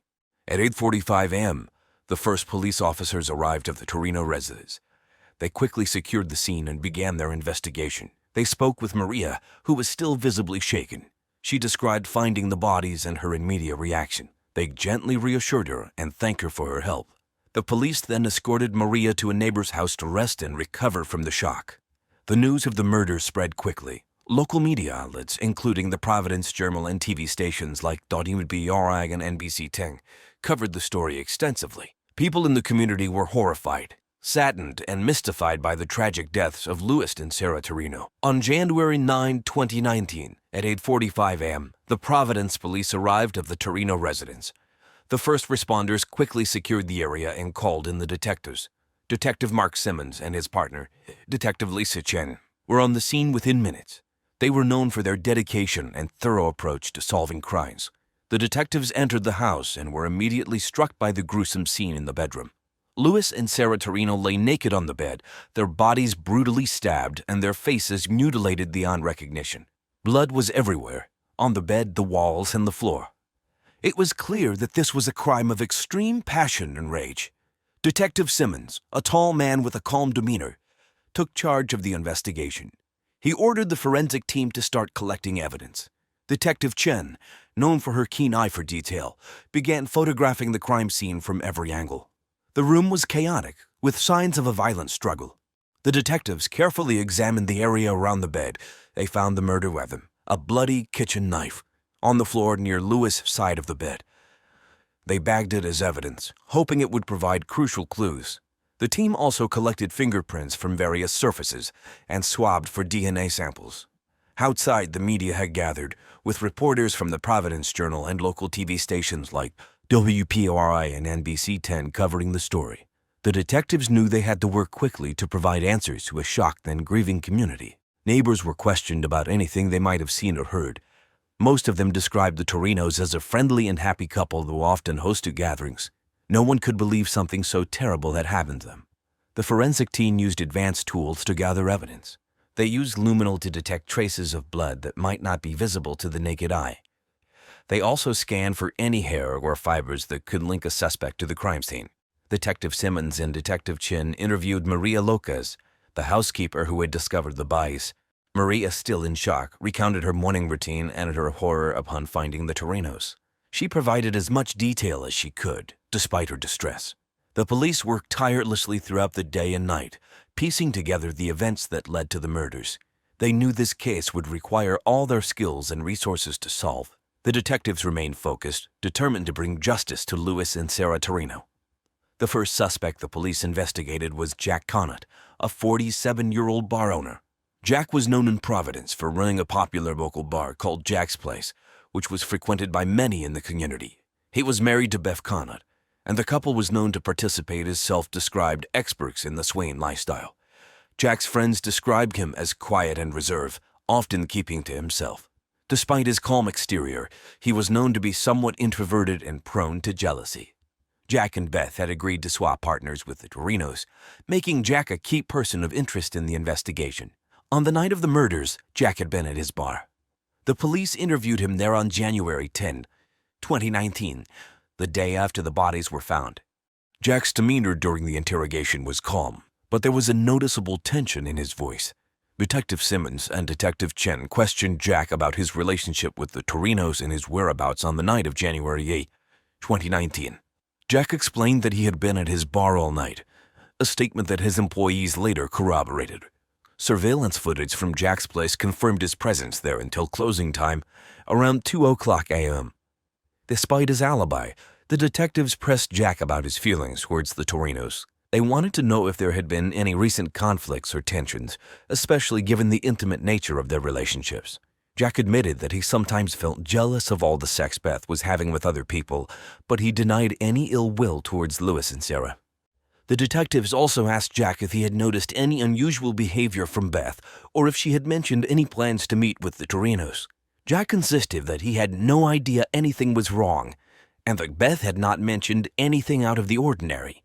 Throughout the interrogation, Jack remained composed but visibly anxious. He repeatedly asserted his innocence and expressed shock and sadness over the Torinos' deaths. The detectives noted his reactions and body language, looking for any signs of deceit. While Jack's alibi seemed solid, the police continued to scrutinize his actions and statements. They knew that in cases like this, even the smallest detail could be crucial. As the investigation progressed, the detectives remained cautious, keeping all possibilities open while they gathered more evidence and interviewed other suspects. The second suspect in the investigation was Beth Conant, a 40-year-old professor of shamanism at the Rhode Island School of Design. Beth was known for her outgoing and persuasive nature. She was the more dominant partner in our marriage to Jack and was very interested in the swinging lifestyle, including swapping partners with both men and women. Beth was often the life of the party, charismatic and charming, but she also had a powerful and controlling nature which had caused tension in our marriage. The police brought Beth in for questioning on January 11, 2019, 2 days after the discovery of the bodies. Detective Simmons and Detective Chin led the interrogation, asking Beth about her relationship with the Torinos and her activities on the night of the murders. Beth admitted that she and Jack had an open relationship and had swapped partners with the Torinos several times. Beth's alibi for the night of January 8, 2019 was that she was home alone, reading and grading papers. She seemed confident but defensive during the questioning. The detectives pressed her on her feelings towards the Torinos, especially considering her attraction to their 18-year-old daughter, Bethel, something Jack had told him about. Beth did not deny her attraction, admitting she found Bethel very attractive, saying she had the hottest body on the face of the earth, but insisted she would never harm Louis and Sarah. Beth's demeanor during the interrogation was cooperative yet guarded. She explained that her relationship with the Torinos was consensual and that there were no recent conflicts or issues. Despite her confident front, the detectives noticed moments of nervousness, particularly when discussing her attraction to Bethel. The detectives also asked about any tensions or problems in her marriage with Jack. Beth acknowledged that her lifestyle of unlimited sexual freedom sometimes made her husband jealousy, but she downplayed it, saying they had always worked through their issues through shamanistic rituals she had learned. She firmly denied any involvement in the murders, expressing shock and sadness at the loss of her friends. Throughout the interrogation, Beth maintained her innocence, but the detectives remained skeptical. Her alibi was weak, with no witnesses to confirm her whereabouts on the night of the murders. The police continued to gather evidence and scrutinize her statements, knowing that her strong personality and complex relationships could be key to understanding the motive behind the crime. As the investigation progressed, Beth's role in the case remained a critical focus. The detectives knew they needed more evidence to determine her involvement and continued to delve into her past and her interactions with the Torinos, hoping to uncover the truth. The third suspect in the investigation was Bethel Torino, the 18-year-old daughter of Louis and Sarah Torino. Bethel was a college student majoring in psychology at a local community college. She was known to be intelligent and independent, and she had always been very close to her parents. However, she had become increasingly disturbed by their growing interest in the swinging lifestyle. The police brought Bethel in for questioning on January 12, 2019. Detective Simmons and Detective Chin led the interrogation, asking Bethel about her relationship with her parents and her feelings about their new lifestyle. Bethel explained that she had initially tried to be supportive, but she had become horrified when her parents expressed interest in involving her to please Beth Conant, who was sexually attracted to her. Bethel's demeanor during the questioning was a mix of anger and sadness. She spoke about feeling betrayed and dehumanized by her parents' intentions, even showing the police a spreadsheet her father had made to show her ways to sexually satisfy Beth during their planned encounter. She admitted to having arguments with them about their lifestyle, but she firmly denied any involvement in their deaths. The detectives noted her emotional responses, seeing the young woman who was deeply hurt by her parents' actions. The detectives also questioned Bethel about her whereabouts on the night of January 8, 2019. Bethel stated that she had been studying at the local library until it closed at 10:00 p.m., after which she went home and went to bed. Her alibi was partially confirmed by library staff, who remembered seeing her there, but there were no witnesses to verify her activities after she left. As the interrogation continued, the detectives probed Bethel's relationships with the Conants. Bethel expressed strong dislike for Beth Conant, describing her as manipulative and overbearing. She recounted a recent incident where Beth had walked in on her in the bathroom and started taking off her clothes, asking her, "Am I beautiful enough for you?" Something which Bethel felt very uncomfortable and angry. Bethel's emotions ran high during the questioning, but she consistently maintained her innocence. She spoke about her dreams of becoming a psychologist and helping others, a stark contrast to the violent crime she was being questioned about. Despite her strong denials, the detectives remained cautious, knowing that strong emotions and family tensions could be a powerful motive. The investigation into Bethel continued, with the detectives carefully analyzing her statements and looking for any inconsistencies. They knew that understanding her true feelings and actions was crucial to solving the case. Bethel's role in the tragic events of January 8 remained uncertain, but the detectives were determined to uncover the truth. On January 20, 2019, at 9:00 a.m., Detective Lisa Chen received a call that new evidence had been found. It was a cold, snowy morning in Providence, and the detectives were eager for a break in the case. The call came from a jogger who had been running through a nearby park when he stumbled upon something unusual. Under a bush, partially covered by snow, he found a blood-stained jacket. Detectives Simmons and Chen quickly arrived at the scene. The jacket was carefully bagged and sent to the forensics lab for analysis. The detectives spoke with the jogger, who explained how he found the jacket. He seemed calm, but a bit shaken by his discovery. The detectives thanked him for his help and assured him they would follow up on this new lead. At the forensics lab, technicians worked swiftly to examine the jacket. They found traces of blood that matched the DNA of Louis and Sarah Torino. This was a significant breakthrough. Inside one of the jacket pockets, they discovered a crumpled piece of paper. It was a receipt from a local gas station, dated January 8, 2019, at 11:30 p.m., just a few hours before the murders. Detective Chen reviewed surveillance footage from the gas station. The video showed Bethel Torino purchasing gas and snacks. This placed her out and about late on the night of the murders, casting doubt on her alibi. The detectives knew they needed to speak with Bethel again. Bethel was brought in for another round of questioning. When confronted with the evidence, her demeanor changed. She became more defensive and agitated. Bethel insisted that she had gone for a drive to clear her head and had nothing to do with the murders. However, the detectives pressed her on the details, and she struggled to maintain her story. The new evidence also led the detectives to re-examine the crime scene. They found a set of footprints in the backyard that matched the soles of Bethel's boots. This further connected her to the scene on the night of the murders. Detective Simmons and Chen knew they were getting closer to the truth. As the investigation continued, the police remained focused on the evidence. They knew that every detail mattered. The jacket, the receipt, and the footprints were all pieces of a puzzle that they were determined to solve. The detectives worked tirelessly, knowing that justice for Lewis and Sarah Torino depended on their efforts. On January 22, 2019 at 10:00 a.m., the police were confident they had found the murderer.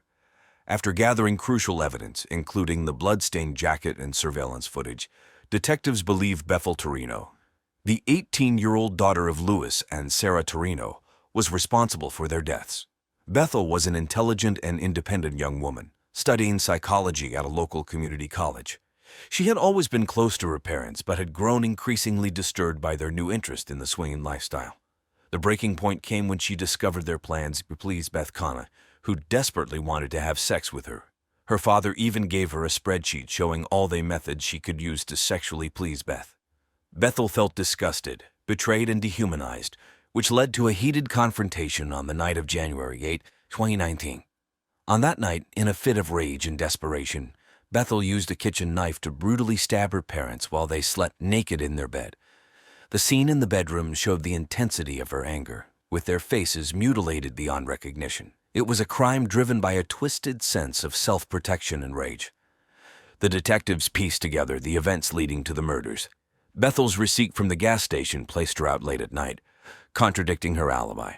Footprints matching her boots were found in the backyard, further linking her to the crime scene. Confronted with this evidence, Bethel's defensive demeanor during the second interrogation raised more suspicions. On January 23, 2019, at 8:00 a.m., the police arrived at Bethel's home to arrest her. Detective Simmons and Detective Chen led the operation. Bethel was surprised and initially resisted, but eventually she was taken into custody. The police read her rights, and she was charged with the murders of her parents. The arrest sent shockwaves through the community. The Torinos were well-liked, and the idea that their daughter was the murderer was hard for many to accept. Friends and neighbors were devastated, struggling to understand how such a tragedy could happen. The victim's family reacted with a mix of sorrow and disbelief. They had lost not only Lewis and Sarah, but now faced the reality that Bethel, a beloved family member, was responsible. The arrest provided some answers, but also opened up more questions about what could have driven her to commit such a heinous act. The trial of Bethel Torino began on October 15, 2019, in the Providence Superior Court. The courtroom was packed with media, friends, and family of the victims. The prosecution was led by Assistant District Attorney Rachel Moore, a seasoned prosecutor known for her tough demeanor and relentless pursuit of justice. Moore argued that Bethel's actions were premeditated and driven by a deep sense of betrayal and rage. Moore presented the evidence: the blood-stained jacket, the gas station receipt, and the matching footprints. She called witnesses, including the jogger who found the jacket and the forensic experts who linked the evidence to Bethel. Moore painted a picture of a young woman pushed to the edge by her parents' actions and driven to commit a brutal double murder. The defense attorney, James G. Poker, was a well-respected lawyer known for his calm and composed manner. Poker argued that Bethel was a victim of her circumstances, overwhelmed by her parents' lifestyle and their plans to involve her. He claimed that Bethel acted in a moment of temporary insanity, unable to control her actions due to extreme emotional distress. During the trial, Bethel's demeanor was somber and tearful. She showed remorse and expressed her love for her parents, saying she never meant to harm them. Her emotional testimony moved some in the courtroom, including her remaining family members, who were visibly torn between their love for Bethel and their grief for Lewis and Sarah. The victim's family watched the trial with heavy hearts. They struggled with the conflicting emotions of losing loved ones and seeing another loved one on trial for the crime. The community also followed the trial closely, with many people discussing the case in local coffee shops and on social media. On November 5, 2019, the jury reached a verdict. Bethel Torino was found guilty of first-degree murder. The judge, known for his fairness, sentenced her to life in prison with the possibility of parole after 25 years. The sentencing brought a mix of reactions. Some felt that justice had been served, while others believed the sentence was too harsh, considering Bethel's emotional state at the time of the crime. The verdict and sentencing had a profound effect on everyone involved. The victim's family continued to mourn their loss while grappling with the reality of Bethel's punishment. Friends and neighbors tried to find closure in the wake of such a tragic and complicated case. After the trial, life in Providence changed for everyone involved in the Torino case. The community was still reeling from the tragic events and the shocking trial. Bethel Torino, now serving her life sentence at the Rhode Island Department of Corrections, faced a challenging reality. She was housed in the maximum security unit, where she would spend at least 25 years before being eligible for parole. In prison, Bethel struggled with the weight of her actions and the isolation from her former life. She attended counseling sessions and participated in educational programs to pass the time. Her case continued to be a topic of discussion among prison reform advocates and legal analysts. Jack Cunha, Beth's husband, tried to rebuild his life after the trial. He closed Jack's place, the bar he had owned for years, as it had become a painful reminder of the past. Jack moved away from Providence and divorced Beth, deciding to start over in a different city, seeking to escape the memories of the tragedy and focus on his own healing. Beth Cunha continued her life in Rhode Island, but her reputation was forever changed by the events. She remained in the public eye due to her connection to the case, but she distanced herself from the media and the community, trying to move forward while grappling with the impact of the murders. She also took up her dear friend and sexual partner's project of making a kid's book, eventually self-publishing the finished book. Manny the monkey swings from tree to tree to muted reception in 2023. Overall, the case of the Torino family left a deep scar on Providence. The tragedy and the subsequent trial were reminders of how complex and painful human relationships can be, and how even the closest family bonds can unravel in the face of intense emotions and misunderstandings. This tragic story serves as a stark reminder of how complex human relationships can lead to unforeseen and devastating consequences. Rebecca Becky Frederickson was a 31-year-old woman living in San Antonio, Texas. She was known throughout her community for her warm personality and her incredible talent for baking. Becky owned and operated Sweet Treats, a popular local bakery that had become a staple in the neighborhood. Her shop was known for its delicious pastries, especially her famous chocolate chip cookies and pumpkin spice muffins, a trendy treat beloved by millennials everywhere. Becky had a loyal customer base, many of whom had been coming to her bakery since it first opened. Becky was married to Michael Frederickson, a 35-year-old financial advisor. They had been married for 5 years after meeting at a friend's wedding, and on the surface, their life seemed perfect. They lived in a cozy one-story home not far from the bakery and were well-liked in the community, with Becky often donating cakes and other baked goods to local schools and events, like the annual San Antonio Christmas Parade. However, in the months leading up to her death, Becky had been feeling a growing sense of unease. She noticed that Michael had become distant, often coming home late from work and showing little interest in their marriage even after Becky, who had always dreamed of starting a family, was diagnosed with endometriosis, which made it difficult for her to conceive. Despite these challenges, Becky remained hopeful. She threw herself into her work, often staying late at the bakery to perfect new recipes.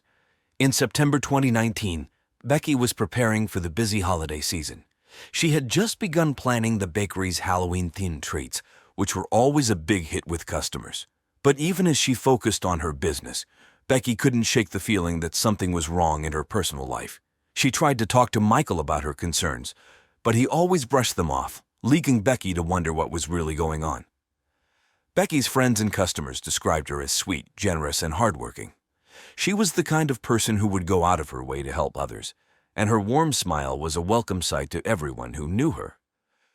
Her death would leave a void in the community that would be hard to fill. On September 15, 2019, at approximately 7:30 a.m., the lifeless body of Rebecca Becky Frederickson was discovered in the kitchen of her San Antonio home.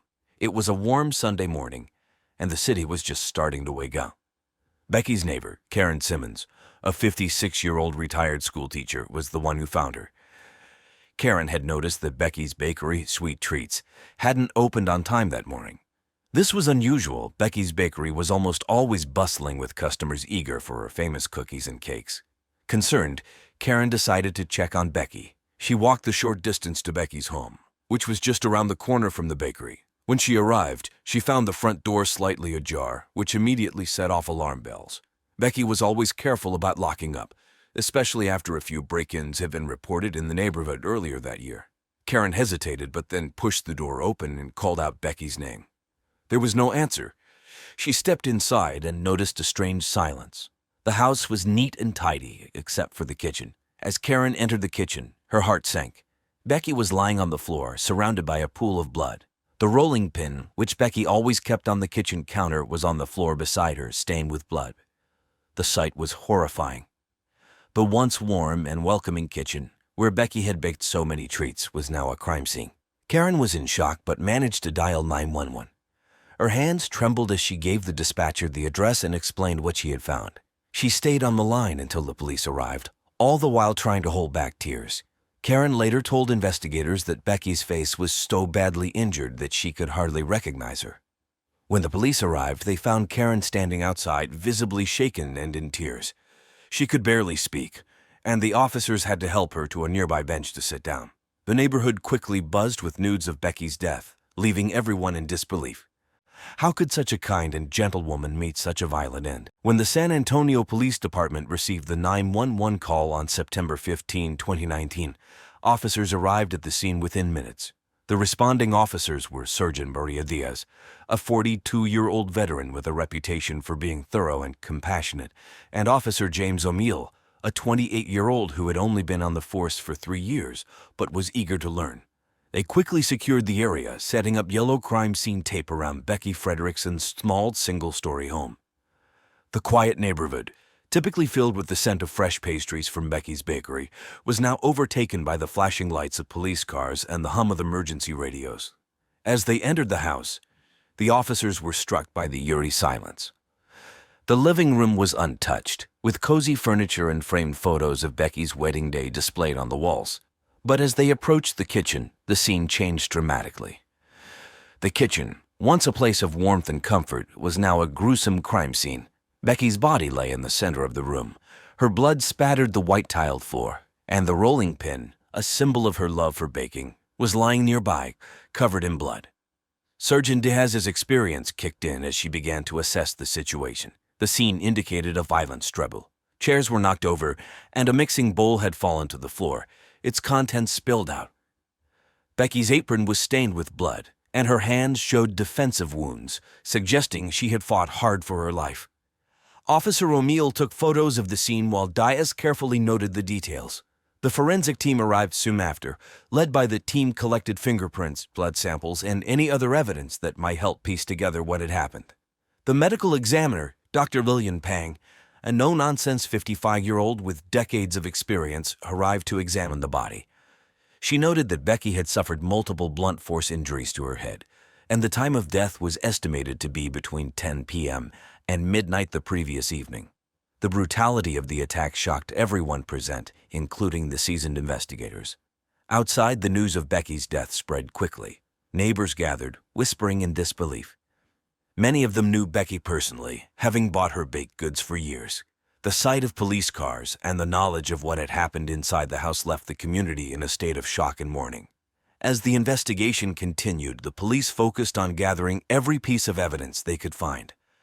They knew that the crime scene held the key to solving this brutal murder.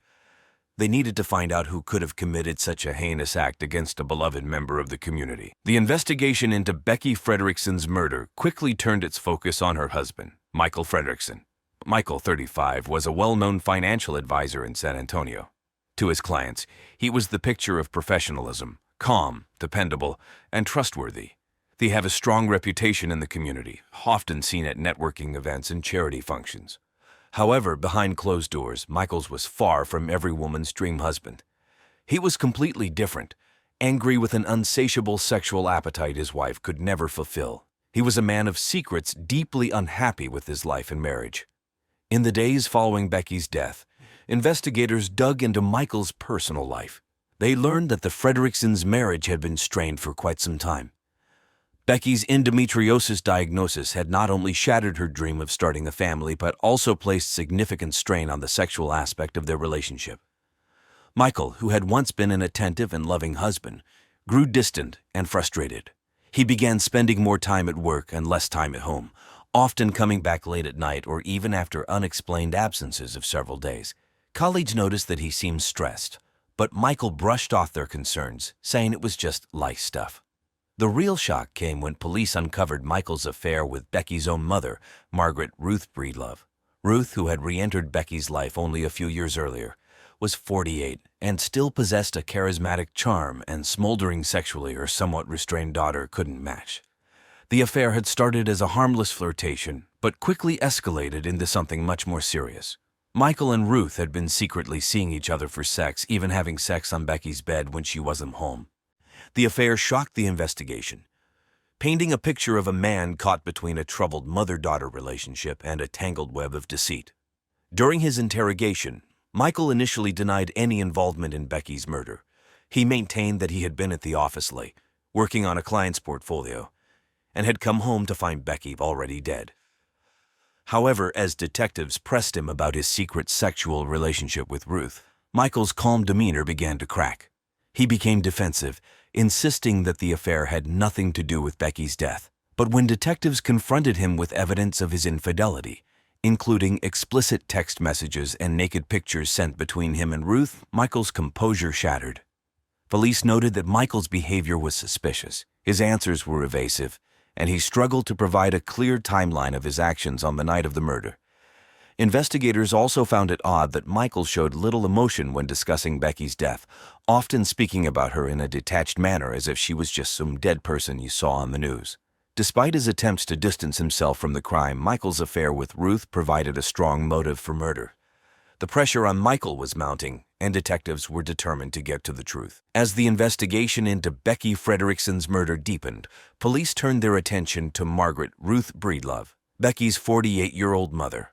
Ruth had a complicated history that raised several red flags for detectives. She had re-entered Becky's life just a few years earlier after spending decades living a free-spirited and often reckless lifestyle. Ruth had moved from Oakland, California, to San Antonio to reconnect with her daughter, but her arrival had brought more turmoil than healing. Ruth was a striking woman who had always enjoyed being the center of attention. Even in her late 40s, she maintained a youthful appearance and a sexually magnetic personality that drew people to her. After giving birth to Becky at the tender age of 17 and leaving her in the care of her own mother when Becky was just a child, Ruth had spent years drifting from one job to another and from one relationship to the next.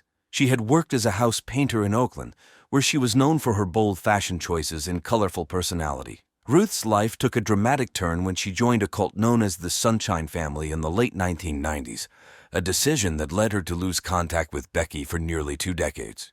When Ruth finally resurfaced in Becky's life, it was clear that she had not changed much. She was still the same flirtatious, sexual attention-seeking woman she had always been, and she quickly became a disruptive force in Becky's marriage. Ruth openly flirted with Becky's husband, Michael, even going so far as to make out with him in front of her daughter. This behavior strained the new and already fragile relationship between mother and daughter. During her interrogation, Ruth was candid about her affair with Michael, admitting that sex she had been having with Michael was, quote, marvelous. She described the relationship as a passionate, all-consuming love affair that had given her a sense of purpose she had not felt in years. Ruth justified her actions by insisting that Michael was sexually unfulfilled in his marriage and that she was simply offering him the excitement and fulfillment he craved. To Ruth, the affair was not just a fling. It was a deep, soul-to-soul connection that she believed was meant to be. However, Ruth denied any involvement in Becky's murder. She claimed that she had been at home on the night of the killing, watching Real Housewives and sipping a glass of red wine. Her tone during the interrogation was defiant, almost as if she believed that her actions were justified. Detectives noted that Ruth showed little remorse for the affair and seemed more concerned about how the revelation of the relationship would affect her than about her daughter's death. Ruth's lack of empathy in her affair with Michael made her a strong suspect, but there was no direct evidence linking her to the crime. Despite her claims of innocence, investigators were not convinced, and they continued to scrutinize her every move. In the investigation of Becky Frederickson's murder, police also turned their attention to a third suspect, Danny La Calibra Hernandez Basco. Danny, 22, was a figure with a notorious reputation in San Antonio. Originally from Tamaulipas, Mexico, Danny had a long criminal record that included theft, assault, and drug-related charges. His nickname, La Calibra, which means the snake in English, was a reflection of his slippery, dangerous nature. Danny was known to be a rough and intimidating presence in the community. He had been spotted near Becky's bakery several times in the weeks leading up to her murder, leading to rumors that he was involved in some sort of criminal activity in the area. Witnesses reported seeing him lurking around the neighborhood, often dressed in dark clothing and keeping to the shadows. He was the kind of person who made people nervous, someone who seemed always to be on the edge of violence. When police brought Danny in for questioning, they were prepared for a difficult interrogation. Danny, however, surprised them by maintaining his innocence. He claimed he had nothing to do with Becky's murder and that he was simply in the wrong place at the wrong time. According to Danny, he had been in the area to meet up with some old friends from his neighborhood who had recently immigrated to the United States, not to cause any trouble. He insisted that he had never even met Becky and had no reason to harm her. Throughout the interrogation, Danny's demeanor was defensive. He was angry and frustrated, lashing out at the detectives who questioned him. He accused them of targeting him because of his criminal past and his Mexican nationality, calling the investigation a witch hunt. Despite his protests, police remained suspicious of Danny. His violent history and proximity to the crime scene made him a person of interest. However, as the interrogation continued, it became clear that there was little evidence to tie Danny directly to Becky's murder. There were no witnesses who could place him at the scene at the time of the crime, and no physical evidence connected him to the murder. While his presence in the area was suspicious, it wasn't enough to charge him.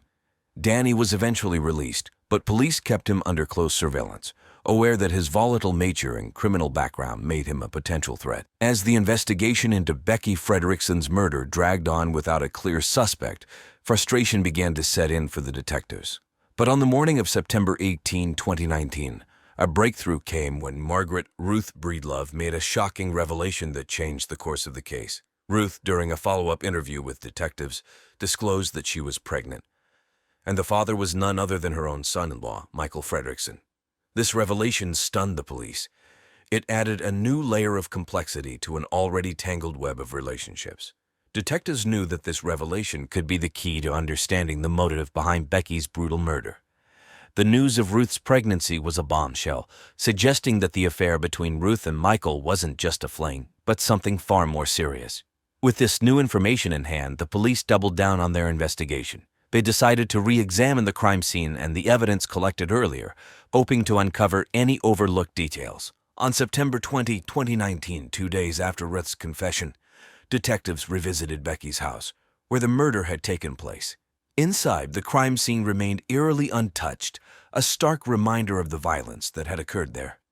The detectives carefully combed through the area, focusing on the rolling pin that had been used as the murder weapon. Forensic experts reanalyzed the rolling pin, this time looking for any traces of DNA or fingerprints that might have been missed during the initial examination. Meanwhile, detectives also turned their attention to Michael Frederickson. Armed with the knowledge of Ruth's pregnancy, they began to put together a timeline of events leading up to Becky's murder. They learned that Michael had been increasingly anxious in the weeks before the crime, reportedly distancing himself from both his wife and Ruth. He had also made several uncharacteristic mistakes at work, which coworkers later attributed to his distracted state of mind. Could he have known Ruth was pregnant with his child? And could Becky have known this shocking secret? The breakthrough came when detectives discovered a series of deleted text messages on Michael's phone, which they were able to recover with the help of digital forensic experts. These messages revealed a heated argument between Michael and Becky on the night of her death. In the texts, Becky confronted Michael about his affair with Ruth, adding the binky emoji, and Michael, in a panic, admitted to the relationship. The argument escalated quickly, and the final message from Michael suggested he was going to, quote, "F you to death." With this new evidence, the police had what they needed to tie Michael directly to the murder. The text provided a clear motive. Michael had killed Becky in a desperate attempt to escape the fallout from his affair and Ruth's pregnancy. On the evening of September 21, 2019, after uncovering the damning text messages and learning about Ruth's pregnancy, police were confident that they had enough evidence to arrest Michael Frederickson. Michael, 35, was a successful financial advisor in San Antonio, known for his calm and collected demeanor. However, beneath the surface, he was a man trapped by his own secrets and sexual desires. His affair with his mother-in-law, Ruth, and the news that she was pregnant with his child had driven him to a breaking point. The detectives decided to approach Michael at his home, a modest house in a quiet San Antonio neighborhood. They arrived just after 8 p.m. when they knew Michael would likely be home. The air was thick with tension as they knocked on the door. When Michael answered, the TV set to how-to videos about child raising. He appeared tired and on edge, a stark contrast to the composed image he usually projected. The lead detective informed Michael that they needed to talk about new developments in the case. Michael hesitated but allowed them inside. The detectives wasted no time confronting him with the evidence: the recovered text messages, Ruth's pregnancy, and the clear motive that had emerged. As they laid out the details, Michael's calm facade began to crumble. At first, he tried to deny everything, claiming that the messages were taken out of context and that he and Becky had simply argued, as many couples do. But when Detective Diaz mentioned Ruth's pregnancy, Michael's expression changed. The color drained from his face, and he became visibly agitated, pacing the room and avoiding my contact. Realizing that the police had him cornered, Michael finally broke down. He confessed to the affair and admitted that on the night of Becky's murder, he had lost control. When Becky confronted him about the affair after Ruth literally waved her positive pregnancy test in her infertile daughter's face, he panicked. In a fit of rage and desperation, he grabbed the rolling pin from the kitchen counter and beat her to death with it. He explained that he believed eliminating Becky would somehow solve his problems, allowing him to start a new life with Ruth and their unborn child. The detectives arrested Michael on the spot, reading him his rights as they placed him in handcuffs. Michael offered no resistance. His head hung low in resignation. As the police led him out of the house, neighbors gathered on their porches, shocked to see the man they knew being taken away for such a brutal crime. The extended Frederickson family, devastated by the news, struggled to comprehend how their once loving husband and son-in-law could commit such a heinous act. For them, the arrest marked the beginning of a long and painful journey toward justice. Michael Frederickson's trial began on December 30, 2019, at the Bexar County Courthouse in San Antonio. The case quickly drew attention from local news outlets like KSA 12 and the San Antonio Express News. Reporters lined up outside the courthouse, eager to cover every detail of the shocking murder case involving a respected financial advisor, his wife, and her mother. The prosecution was led by Assistant District Attorney Lisa Perez-Bruto, a sharp, no-nonsense prosecutor known for her methodical approach in the courtroom. Perez-Bruto painted a chilling picture of Michael as a man driven to murder by the pressure of his affair with Ruth Breedlove and her unexpected pregnancy. She argued that Michael, unable to face the consequences of his actions, brutally killed Becky in a desperate attempt to escape his crumbling life. Perez's case was built around the text messages recovered from Michael's phone, Ruth's pregnancy, and Michael's own confession to the police. On the other side, the defense attorney, Mark Caldwell, tried to portray Michael as a man under extreme emotional distress. Caldwell, known for his ability to sway juries with his empathetic approach, argued that Michael never intended to kill Becky. Instead, Caldwell claimed that the crime was a tragic accident, the result of a heated argument that spiraled out of control. He urged the jury to consider Michael's previously clean record and the stress he was under at the time. Throughout the trial, Becky's family sat in the courtroom, their grief palpable. They listened intently as witnesses took the stand, recounting the events leading up to Becky's death. After a week of testimony, the jury deliberated for only 6 hours before reaching a verdict. On January 7, 2020, Michael Frederickson was found guilty of first-degree murder. The judge sentenced him to life in prison without the possibility of parole, a decision that was met with relief from Becky's family, who felt that justice had been served. The verdict brought some closure to Becky's loved ones, but the emotional scars left by the crime would take much longer to heal. The case left the San Antonio community in shock, a stark reminder of how quickly a seemingly perfect life can unravel. In the aftermath of the trial, the lives of everyone involved in the case changed dramatically. Michael Frederickson began his life sentence at the Texas Department of Criminal Justice's William P. Hobby Unit, a stark contrast to the comfortable life he once knew. Behind bars, Michael had plenty of time to reflect on the choices that led him to this point. His reputation in San Antonio was ruined, and he became a symbol of betrayal and deceit.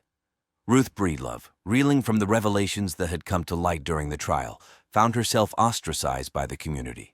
The affair with Michael, once a secret passion, was now public knowledge. Ruth moved out of San Antonio, seeking to start over in the new city where no one knew her story.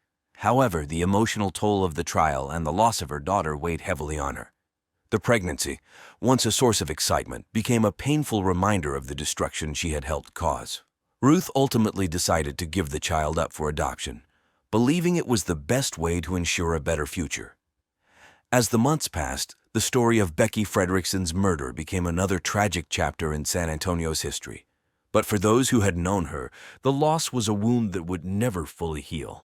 Paul Barstow, a 36-year-old from Boulder, Colorado. He was a man who had found balance between his professional and personal life. He worked as a software engineer, a field where he was highly respected for his skills and reliability.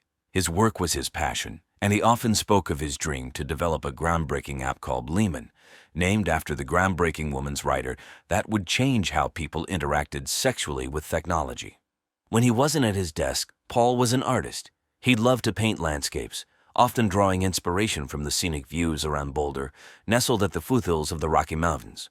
Paul was a devoted father to his 2 young children from a previous marriage. Despite the challenges of being a single parent, he always made time for them. Paul's friends described him as calm, thoughtful, and dependable. He was the kind of person who stuck to routines, finding comfort in the predictability of his day-to-day life. In the days leading up to his death, Paul's life seemed normal on the surface, but those close to him noticed that he was increasingly troubled. His relationship with Angelica Barstow, his sister-in-law, had always been complicated. 5 years ago, they had started an affair in secret, which gave him a release from the pressures of his life, but it also filled him with guilt and unease. Paul was particularly concerned about the closeness Angelica continued to share with her husband, Jason, who ironically was also Paul's younger brother. Paul had been looking forward to a weekend trip he had planned with his children. He had rented a cabin near Est Park, hoping to spend some quality time away from the complications at home. He talked about visiting the Stanley Hotel, famous for inspiring Stephen King's The Shining, and maybe taking his kids on a ghost tour. But Paul would never make it to that trip. His life, filled with dreams of innovation and a love for nature, was about to come to a sudden, tragic end. On the night of June 5, 2017, Boulder was calm, with a soft breeze rustling through the trees. The city was settling into the warmth of summer, and most people were relaxing in their homes. At around 10:30 p.m., Jason Barstow, Paul's younger brother, arrived at Paul's house. He had been trying to reach Paul all day, but his calls and texts went unanswered for several days. Jason, known for his laid-back attitude, initially thought his brother might be out hiking or simply busy with the kids. But as the hours passed, he grew increasingly worried. When Jason arrived, he found the front door slightly ajar, which was unusual for Paul, who was always careful about home security. Jason hesitated for a moment before pushing the door open and stepping inside. The house was eerily quiet, the only sound being the ticking of a wall clock. Jason called out Paul's name, but there was no response. As he moved further into the house, Jason noticed signs of a struggle in the living room. An overturned chair, scattered papers, and a coffee mug shattered on the floor. His heart raced as he made his way to the bedroom. It was there that he discovered Paul's lifeless body, lying on the floor near the bed. Paul's face was pale, and a length of rope was still wrapped tightly around his neck. The sight was so shocking that Jason froze, unable to process what he was seeing. For a few moments, Jason stood there in disbelief, trying to make sense of the scene before him. His brother, always so full of life, now lay motionless. After what felt like an eternity, Jason managed to pull out his phone and dial 911. His voice trembled as he told the operator what he had found, barely able to get the words out. The dispatcher instructed him to wait outside until the police arrived. Jason stumbled out of the house, his mind racing. He sat on the front steps, staring blankly at the street, trying to hold back tears. Within minutes, the sound of sirens filled the air as Boulder police arrived on the scene.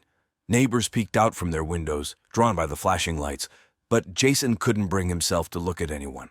His world had just been shattered, and all he could do was wait for the nightmare to unfold further. The Boulder police arrived quickly at Paul Barstow's home on the night of June 5, 2017.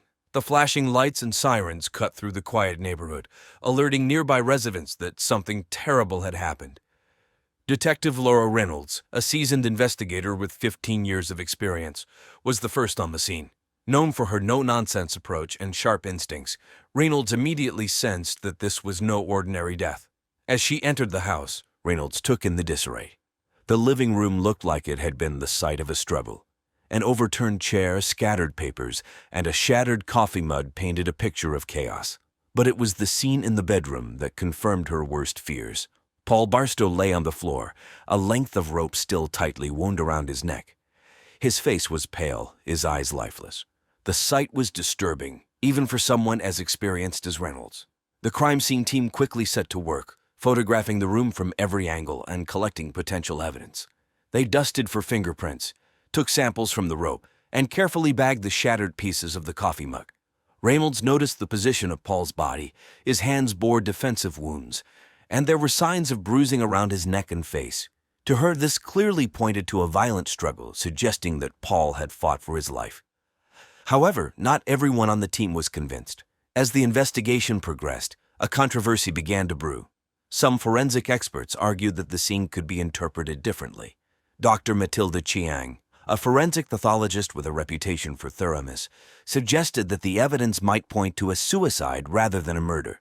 She noted that the rope had been tied in a way that could be self-inflicted, and the disarray in the living room could have been caused by Paul in a distressed state. According to Dr. Chiang, it wasn't uncommon for people in deep emotional turmoil to stage scenes before taking their own lives. This conflict between several different experts created tension within the investigation. On one side, Detective Reynolds and her team were convinced that Paul had been murdered, possibly during a violent struggle. On the other side, Dr. Chang and her supporters argued for a more nuanced interpretation, one that considered the possibility of suicide. The disagreement slowed the investigation, as the team was forced to consider both possibilities, examining every piece of evidence from multiple angles. As the days passed, the pressure on the Boulder Police Department grew.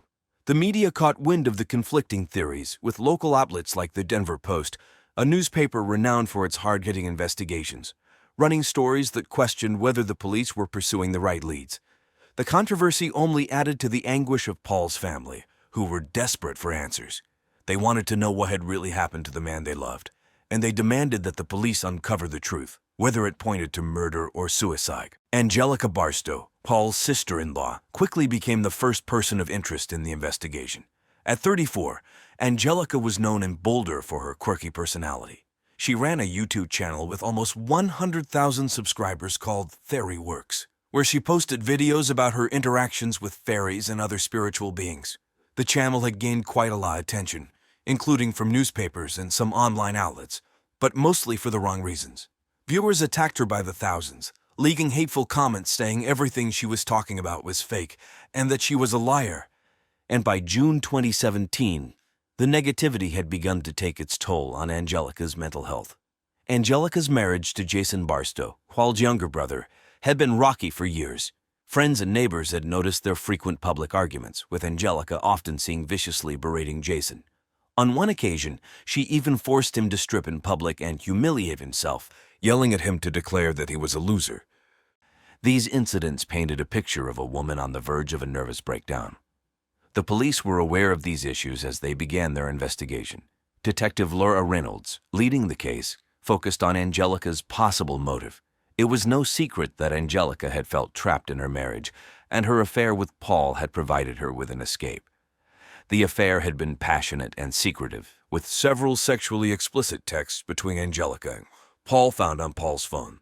But as Paul began to pull away, possibly due to the increasing tension and fear in his life, Angelica's feelings of desperation and betrayal might have deepened.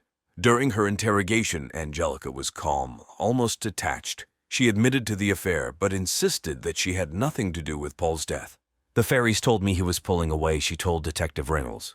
"But Lady Luna Lovegooded as my witness. I would never hurt him. I loved him." However, her demeanor struck Reynolds as strange, too composed, given the circumstances. The detective noticed how Angelica's eyes darted around the room whenever she was asked about her relationship with Paul, as if searching for an answer. As the questioning continued, Angelica began to display signs of agitation. She denied any involvement in Paul's death, but couldn't explain where she had been on the night of the murder. Her alibi was vague, And when pressed for details, she became defensive. "I don't have to tell you everything, the fairies will." She snapped at one point, her voice rising. The police took note of her behavior, which only fueled their suspicions. Despite her denials, the evidence against Angelica was circumstantial at best. The text showed that the affair was real, but they didn't prove that she had murdered Paul. Still, her unstable behavior and the tension in her marriage made her a prime suspect. As the investigation continued, Detective Reynolds and her team kept a close eye on Angelica, waiting for any slip-up that might reveal more about her involvement in Paul's death. Next on the list of suspects was Jason Barstow, Paul's younger brother and Angelica's husband. Jason, 29, was known around Boulder as a charming but aimless man. He had drifted from job to job, never quite finding his footing. His easygoing attitude made him well-liked, but it also led to frequent clashes with Angelica, who was frustrated by his lack of ambition. Jason's relationship with Paul was strained, not just because of his affair with Angelica, but also due to the deep-seated envy he harbored for his older brother's success and stability. The police were aware of this sibling rivalry as they began questioning Jason. Detective Laura Reynolds, who was leading the investigation, found Jason to be cooperative but visibly nervous. When asked about his whereabouts on the night of Paul's death, Jason claimed he had been at a local bar, The Sink, watching the Rockies game and chatting with some friends. However, when the police checked his alibi, it didn't hold up. The bartender didn't remember seeing Jason that night, and none of the regulars could confirm his presence either. Jason's inconsistencies made the police suspicious, but there was more to consider. The tension in his marriage to Angelica had been no secret. Friends had noticed how Jason often tried to avoid confrontations with his wife, retreating into his easygoing nature whenever things got heated. But beneath his laid-back exterior, there was a man who had grown increasingly resentful of his brother's long-term affair with Angelica. Paul had everything Jason wanted: a successful career, a stable life, and for a while, a sexual relationship with Jason's own wife. During his interrogation, Jason tried to downplay the affair's impact on him. "Yeah, I was mad," he admitted to Detective Reynolds. But then he said he wasn't going to do anything about it since Paul was his brother, and while had our differences, he would never hurt Paul. His voice was steady, but Reynolds noted the way Jason's hands fidgeted constantly, a sign of his unease. The police pressed Jason about his relationship with Angelica, particularly the public arguments that had been witnessed by neighbors. Jason shrugged them off, saying, "Angelica's got a temper, but it's nothing serious. We argue. Then we bleep each other until we faint. But who doesn't?" Still, his attempts to downplay the tension didn't convince the detectives. There was something off about the way he avoided eye contact when asked about the night of Paul's murder. Despite the inconsistencies in his story, there was no concrete evidence linking Jason to the crime.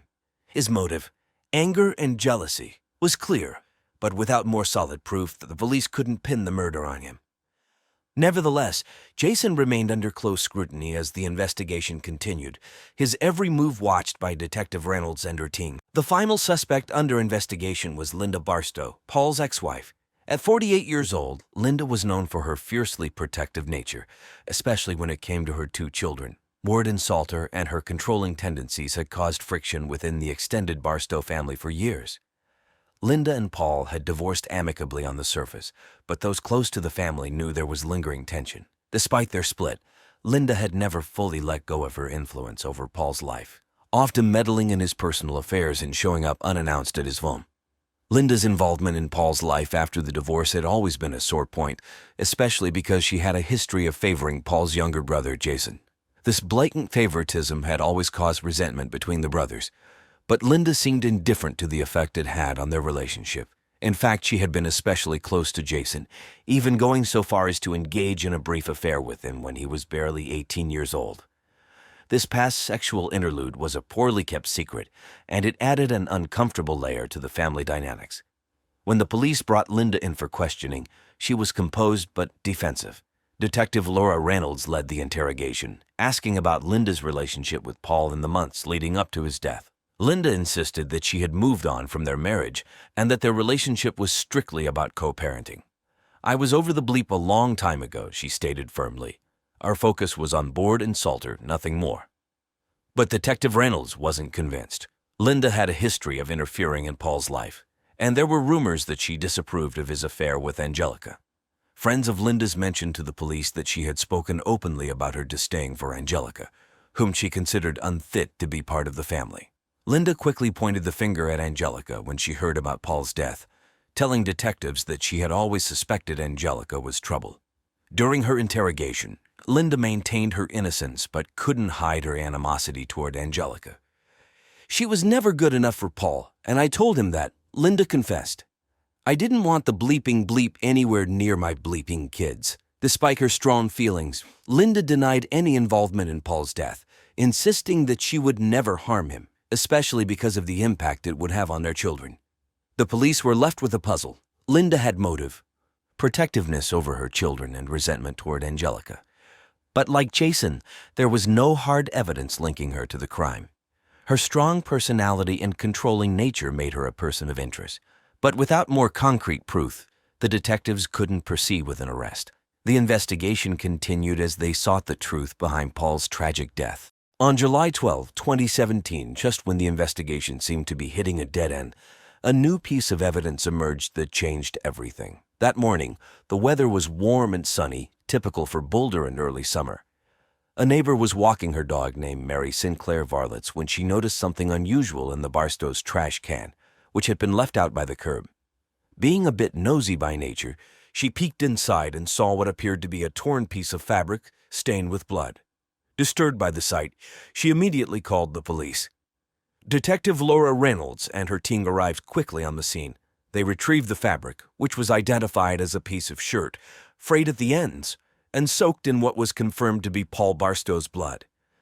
This discovery was significant. It directly contradicted the suicide theory and pointed to a violent struggle. The shirt matched the DNA found around Paul's neck, making it a key piece of evidence in the investigation. Forensic experts were called in to analyze the rope and the bloodstains further. They also scored the Barstow's trash can for any other clues, finding nothing else of immediate interest. However, the presence of the rope was enough to reignite the investigation. Detective Reynolds felt a renewed sense of urgency. "This changes everything," she felt. With the new evidence in hand, the detectives revisited their list of suspects. The T-shirt piece was likely discarded in a hurry, possibly by someone who had access to the Barstow home. The timing of the trash being taken out suggested that the killer was close to the family and knew their routines well. The team knew they had to re-interview the suspects, focusing on their whereabouts in the days after Paul's death and any potential connection to the rope. The discovery of the bloodied T-shirt piece marked a turning point in the investigation. It provided the detectives with the crucial evidence they needed to rule out suicide definitively and focus their efforts on finding the killer. The search for justice for Paul Barstow was far from over, but now the police had a new lead that could finally bring the truth to light. On July 15, 2017, Detective Laura Reynolds and her team made a breakthrough in the investigation. After weeks of questioning and collecting evidence, they identified Angelica Barstow as the prime suspect in Paul Barstow's murder. Angelica, 34, was Paul's sister-in-law and had been in a secret 5-year-long affair with him. Her strange behavior, including her obsession with fairies on her YouTube channel and the emotional turmoil she exhibited, had raised suspicions among the detectives. Angelica's alibi had fallen apart. Initially, she claimed she was at home with her children on the night of Paul's murder, but neighbors reported seeing her Chevy Malibu parked near Paul's house around the time of the crime. Moreover, Angelica's erratic behavior and emotional outbursts had been noted by several people, including her friends and family. Her YouTube channel, Fairy Works, where she talked about fairies as if they were real, had also gained a reputation for its bizarre content, which seemed to reflect her unstable mental state. On the morning of June 15, detectives arrived at Angelica's home to execute an arrest warrant. Angelica was found at her kitchen table, looking disheveled and anxious, wearing just a bra and nothing else. When the police explained that she was being arrested for Paul's murder, Angelica reacted with shock. Her face went pale, and she began to cry. "I didn't do it," she sobbed. "The fairies made me do it." Her claims about fairies seemed out of place and further raised doubts about her mental condition. Angelica was taken into custody, and the police conducted a thorough search of her home. They found more evidence linking her to the crime, including personal items belonging to Paul and additional pieces of rope that matched the one found in the trash. As the detectives interviewed her, Angelica continued to insist that she had been manipulated by fairies, a claim that seemed somewhat irrational. During her arrest, Angelica appeared bewildered and frightened, unable to comprehend the seriousness of the situation. Her emotional outbursts and strange explanations only deepened the police's belief that she was involved in the murder. Detective Reynolds described the arrest as a crucial step in solving the case. The arrest of Angelica Barstow sent shockwaves through Boulder. The community was stunned to learn that the seemingly devoted mother and wife could be involved in such a heinous crime. As the investigation moved forward, the focus shifted to understanding Angelica's motive and mental state, as the details of her involvement in Paul's murder continued to unfold. The trial of Angelica Barstow began on August 7, 2018, in Boulder County Court. The courtroom was filled with tension as people gathered to see justice for Paul Barstow. The case had attracted some media attention, with local news outlets closely covering each development. Angelica's trial was marked by intense emotions and dramatic courtroom moments. The prosecution, led by District Attorney Rachel Stone, argued that Angelica had planned and carried out Paul's murder. Stone, a 42-year-old attorney known for her tough stance on violent crimes, painted a clear picture of Angelica's motive. Stone argued Angelica's jealousy and unstable mental state led her to commit the horrific act of murdering her brother-in-law/lover. She highlighted Angelica's affair with Paul and her erratic behavior, including her bizarre claims about fairies manipulating her actions. The defense, represented by 50-year-old attorney Harold Green, took a different approach. Green argued that Angelica was suffering from severe mental illness and was not fully responsible for her actions. Green told the court that Angelica was in the grip of a psychological breakdown. He presented evidence of Angelica's ongoing struggles with mental health, including her obsession with fairies and her unstable behavior, suggesting that she was not in her right mind when the crime occurred. During the trial, Paul's family attended each day, their faces etched with sorrow. They watched as details of Paul's murder were laid bare, including the evidence of the bloody rope and Angelica's troubled past. The emotional toll on the family was evident as they heard about the affair and Angelica's claims about fairies.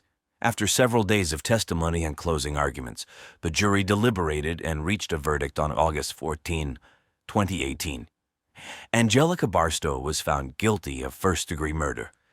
The jury's decision was met with a mix of relief and sadness from Paul's family, who felt that justice had been served, but were still grieving their loss.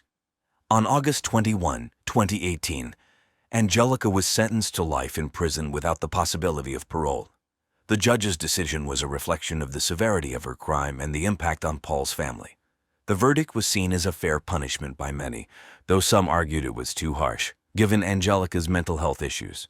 For Paul's family and friends, the trial and sentencing brought a sense of closure but could not undo the pain of their loss. The case remained a tragic reminder of how complex and devastating personal relationships can be. After Angelica Barstow's conviction and sentencing, life in Boulder began to shift back to normal, though the impact of the case lingered for many involved. Angelica Barstow was transferred to the Colorado Department of Corrections, where she would serve her life sentence without the possibility of parole. Her life in prison was marked by ongoing psychological evaluations to address her mental health issues.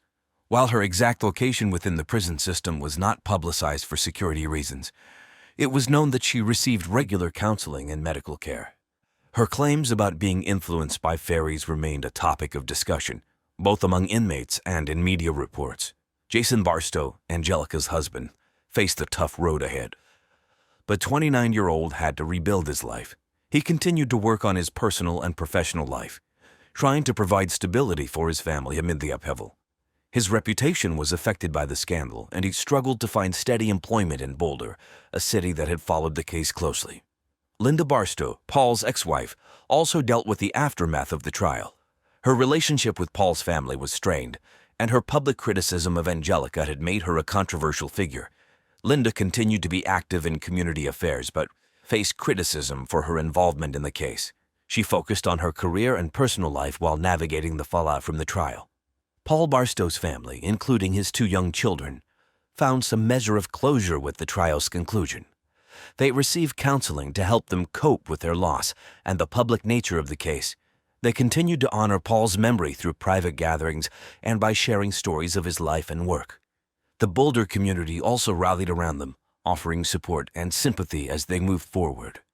In summary, the aftermath of the trial saw significant changes in the lives of those involved. The case left a lasting impact on Boulder, with the community reflecting on the complexities of personal relationships and mental health.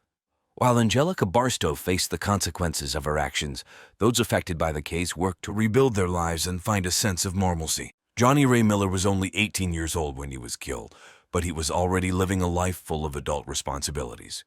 Born and raised in the small city Bowling Green, Kentucky, Johnny Ray was known for his bright smile, easygoing nature, and dedication to his family. Just days graduating from Warren Central High School, he married his pregnant high school sweetheart, Millie Thornton, and quickly took on the role of a husband and father. A former high school swimming star, Johnny Ray worked as a mechanic at the local Jiffy Lube, spending his days changing oil, rotating tires, and fixing engines.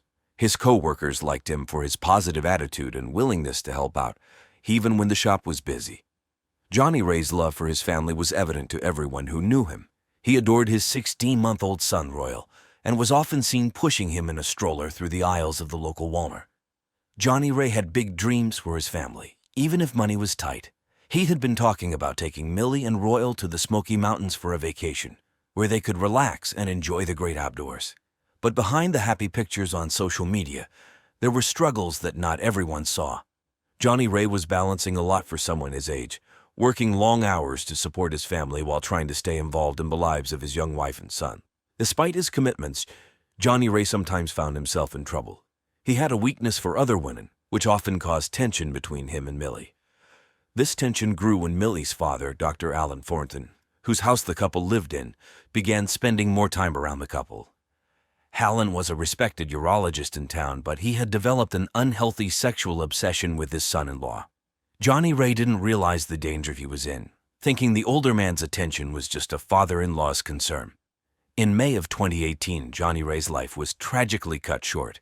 Just days before his death, he had shared a post on Facebook about how excited he was for the future, looking forward to the summer with his family. But that future was stolen from him, leaving behind a young wife, a toddler son, and a town in shock over the brutal crime that would soon come to light. On the morning of May 14, 2018, Bowling Green was just waking up when a horrific discovery shattered the quiet neighborhood on College Street. It was around 7:30 a.m. when Millie Thornton, Johnny Ray's young wife, stepped into the garage of her father's large, two-story home. She had been worried since Johnny Ray hadn't come to bed the night before. She thought he might have fallen asleep working on the old Chevy truck he'd been fixing up, a project he'd been excited about for weeks. What Millie found instead would haunt her for the rest of her life. Johnny Ray's lifeless body lay crumpled on the cold concrete floor. All his clothes, except for his underwear, were torn, almost ripped off, and there was blood everywhere. The sight of her husband, the father of her child and love of her life, battered and broken, sent Millie into a state of shock. She couldn't believe what she was seeing. Millie screamed, her cries echoing through the garage and into the quiet morning air. Panicked and terrified, she grabbed her phone and called 911, her hands shaking so badly that she could barely dial the number. When the 911 operator answered, Millie could hardly speak. She managed to choke out the words, "My husband. There's blood everywhere." The operator, sensing the urgency, dispatched emergency responders immediately. Millie, in tears, backed out of the garage, unable to look at Johnny Ray's body any longer. She waited on the front lawn, her face pale and her whole body trembling, as she watched the minutes tick by, each one feeling like an eternity. Within minutes, police officers arrived at the scene, followed closely by paramedics, were greeted by the gruesome sight of Johnny Ray's body, trying to hold back tears. Within minutes, the sound of sirens filled the air as Boulder police arrived on the scene. Neighbors peeked out from their windows, drawn by the flashing lights, but Jason couldn't bring himself to look at anyone. His world had just been shattered, and all he could do was wait for the nightmare to unfold further. The Boulder police arrived quickly at Paul Barstow's home on the night of June 5, 2017. The flashing lights and sirens cut through the quiet neighborhood, alerting nearby residents that something terrible had happened. Detective Laura Reynolds, a seasoned investigator with 15 years of experience, was the first on the scene. Known for her no-nonsense approach and sharp instincts, Reynolds immediately sensed that this was no ordinary death. As she entered the house, Reynolds took in the disarray. The living room looked like it had been the site of a struggle. An overturned chair, scattered papers, and a shattered coffee mug painted a picture of chaos. But it was the scene in the bedroom that confirmed her worst fears. Paul Barstow lay on the floor, a length of rope still tightly wound around his neck. His face was pale, his eyes lifeless. The sight was disturbing, even for someone as experienced as Reynolds. The crime scene team quickly set to work, photographing the room from every angle and collecting potential evidence. They dusted for fingerprints, took samples from the rope, and carefully bagged the shattered pieces of the coffee mug. Reynolds noticed the position of Paul's body. His hands bore defensive wounds, and there were signs of bruising around his neck and face. To her, this clearly pointed to a violent struggle, suggesting that Paul had fought for his life. However, not everyone on the team was convinced. As the investigation progressed, a controversy began to brew. Some forensic experts argued that the scene could be interpreted differently. Dr. Matilda Chiang, a forensic pathologist with a reputation for thoroughness, suggested that the evidence might point to a suicide rather than a murder. She noted that the rope had been tied in a way that could be self-inflicted, and the disarray in the living room could have been caused by Paul in a distressed state. According to Dr. Chiang, it wasn't uncommon for people in deep emotional turmoil to stage scenes before taking their own lives. This conflict between several different experts created tension within the investigation. On one side, Detective Reynolds and her team were convinced that Paul had been murdered, possibly during a violent struggle. On the other side, Dr. Chiang and her supporters argued for a more nuanced interpretation, one that considered the possibility of suicide. The disagreement slowed the investigation, as the team was forced to consider both possibilities, examining every piece of evidence from multiple angles. As the days passed, the pressure on the Boulder Police Department grew. The media caught wind of the conflicting theories, with local outlets like the Denver Post, a newspaper renowned for its hard-hitting investigations, running stories that questioned whether the police were pursuing the right leads. The controversy only added to the anguish of Paul's family, who were desperate for answers. They wanted to know what had really happened to the man they loved, and they demanded that the police uncover the truth, whether it pointed to murder or suicide. Angelica Barstow, Paul's sister-in-law, quickly became the first person of interest in the investigation. At 34, Angelica was known in Boulder for her quirky personality. She ran a YouTube channel with almost 100,000 subscribers called Fairy Works, where she posted videos about her interactions with fairies and other spiritual beings. The channel had gained quite a lot of attention, including from newspapers and some online outlets, but mostly for the wrong reasons. Viewers attacked her by the thousands, leaking hateful comments saying everything she was talking about was fake and that she was a liar. And by June 2017, the negativity had begun to take its toll on Angelica's mental health. Angelica's marriage to Jason Barstow, Paul's younger brother, had been rocky. Millie spoke softly, her voice trembling as she recounted how they had argued the night before Johnny Ray's death. She was clearly devastated by his murder, but the detectives needed to dig deeper. Billy explained that she had gone to bed alone, assuming Johnny Ray was busy with his project in the garage. When she woke up and found him missing, she panicked and went to look for him, leading to her horrific discovery. The detectives observed Millie closely as she spoke, noting her pale face and trembling hands. Her grief seemed genuine, but they couldn't rule out the possibility that she could be hiding something. The pressure of being a young mother, combined with Johnny Ray's known infidelities, could have driven her to a breaking point. The police continued to press Millie, asking her where she had been during the hours Johnny Ray was killed. Millie insisted that she had been home all night, asleep with her son. She couldn't think of anyone who would want to harm Johnny Ray, but her growing insecurity about their marriage had been evident to her close friends. Millie's responses were calm but filled with sorrow. She repeatedly expressed her disbelief that anyone could hurt Johnny Ray, much less kill him. Despite Millie's apparent innocence, the detectives remained cautious.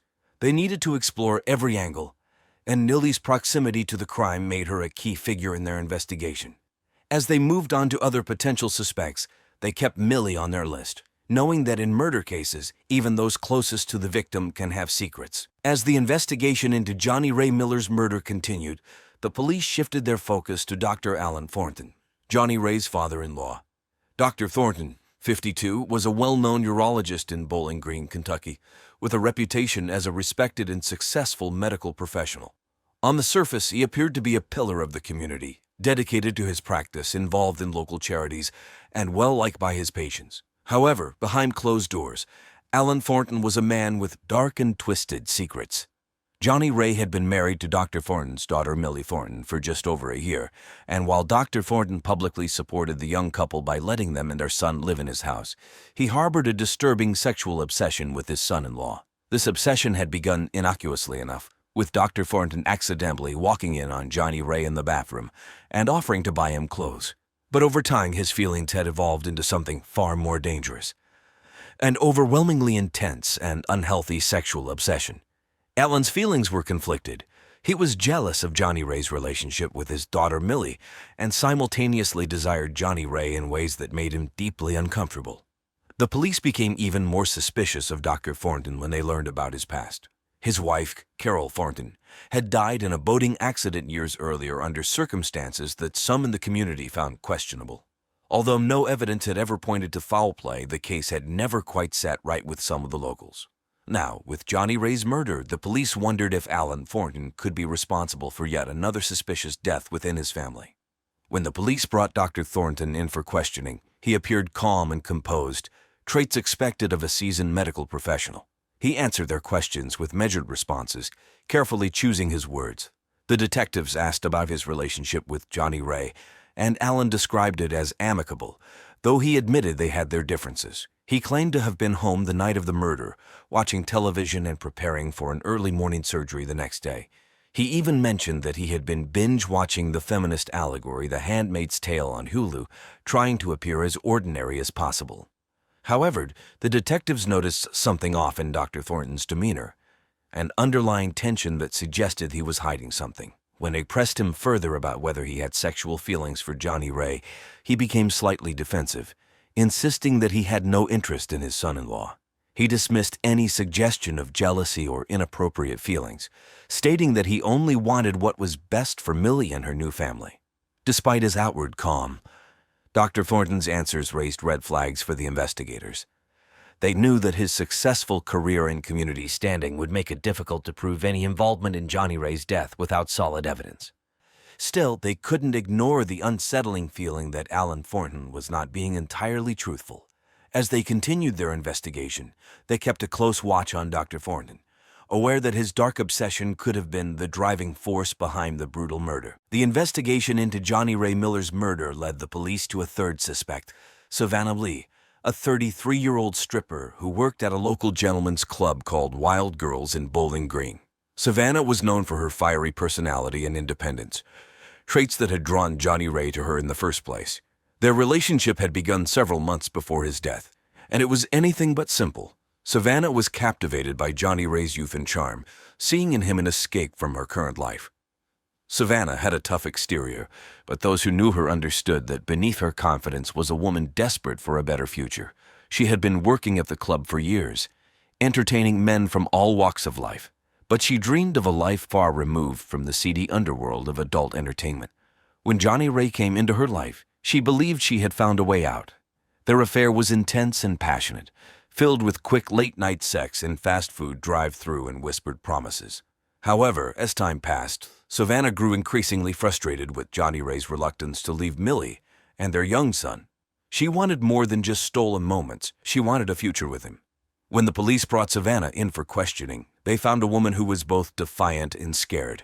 She wore a tight black leather jacket, ripped jeans, and red lipstick that made her stand out in the small interrogation room. Savannah wasn't one to back down easily, and she met the detectives' questions with a mix of sass and suspicion. She admitted to having an affair with Johnny Ray but denied any involvement in his murder. "I banged him like there was nothing left to lose," she insisted, her voice cracking slightly, though she quickly regained her composure. She claimed that she had been at work the night Johnny Ray was killed, providing an alibi that seemed credible on the surface. Despite her tough demeanor, Savannah's eyes betrayed her anxiety. The detectives pressed her on her relationship with Johnny Ray, asking if she had ever threatened him or his family. Savannah scoffed at the idea, but her frustration was palpable. She resented Millie, not because she disliked her personally, but because Millie stood in the way of what she wanted, a life with Johnny Ray. The detectives noted her anger, but couldn't find any solid evidence linking her to the crime. Still, Savannah remained on their radar, a woman whose desire for a better life might have driven her to desperation. As the investigation continued, the police knew they couldn't rule her out just yet. As the investigation into Johnny Ray Miller's murder entered its third week, the Bowling Green Police Department was at a standstill. Despite interrogating several suspects, including Johnny Ray's wife, Millie, his father-in-law, Dr. Alan Thornton, and his lover, Savannah Blee, the detectives hadn't found any solid evidence that pointed directly to the killer. The case seemed to be going cold, and the small Kentucky town was growing anxious for answers. Then, on a humid morning in late May 2018, a breakthrough came. Detective Samuel Branson, who had been poring over the details of the case, decided to revisit the crime scene one more time. He returned to Johnny Ray's garage, hoping to find something, anything, that had been overlooked in the initial investigation. The garage, a cluttered space filled with tools, car parts, and remnants of Johnny Ray's hobbies, had already been combed through multiple times, but Branson was determined not to leave any stone unturned. As he carefully examined the area around the workbench, something caught his eye. Tucked behind a pile of old newspapers was a small, nearly invisible digital recorder. It was a cheap, pocket-sized device, the kind you might pick up at a convenience store. Branson picked it up and immediately realized it could be crucial evidence. The recorder was dusty, as if it had been there for a while, and its battery was nearly dead, but it was intact. Back at the station, Branson and his team played the recording. What they heard sent chills down their spines. The recording captured the sounds of a heated argument between Johnny Ray and another man, whose voice was quickly identified as Dr. Alan Thornton's. The audio was muffled, but it was clear enough to make out several key phrases. Thornton could be telling Johnny Ray, "I want you. I want you in every part of me," and pleading for Johnny Ray to make me the happiest man on earth. The creepy conversation escalated, with Johnny Ray pleading to leave, but the recording abruptly ended before the fatal confrontation. The detectives knew they had found the smoking gun. The recording not only placed Dr. Thornton at the scene of the crime, but also suggested a motive driven by a twisted sense of jealousy and sexual desire. Armed with this new evidence, the police secured a warrant to search Dr. Thornton's home and office. There they discovered more incriminating evidence, including a series of anonymous letters sent to Millie, which they matched to Thornton's handwriting. These letters had been intended to drive a wedge between Johnny Ray and Millie by revealing Johnny Ray's affairs with women, further fueling the doctor's obsessive and dangerous sexual feelings toward his son-in-law. The discovery of the digital recorder was the turning point in the investigation. It gave the police the evidence they needed to move forward with the case and finally bring Johnny Ray's killer to justice. As they prepared to confront Dr. Thornton, they knew they were closing in on a man whose obsession had spiraled into murder. On May 28, 2018, the Bowling Green Police Department made their move. Armed with the digital recording that implicated Dr. Alan Thornton in Johnny Ray Miller's murder, they arrived at Thornton's upscale suburban home early in the morning. The neighborhood was quiet. The only sounds were the chirping of birds and the occasional bark of a distant dog. But inside the Thornton household, chaos was about to erupt. Dr. Thornton, 52, was a well-known and respected urologist in Bowling Green, Kentucky. To the public, he was the picture of professionalism, a devoted father and community leader. But the police have uncovered a darker side, revealing his unhealthy sexual obsession with his son-in-law, Johnny Ray.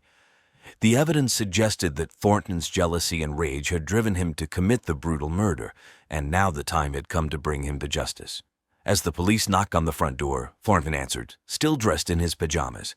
He seemed calm at first, but that quickly changed when the officers informed him they had a warrant for his arrest.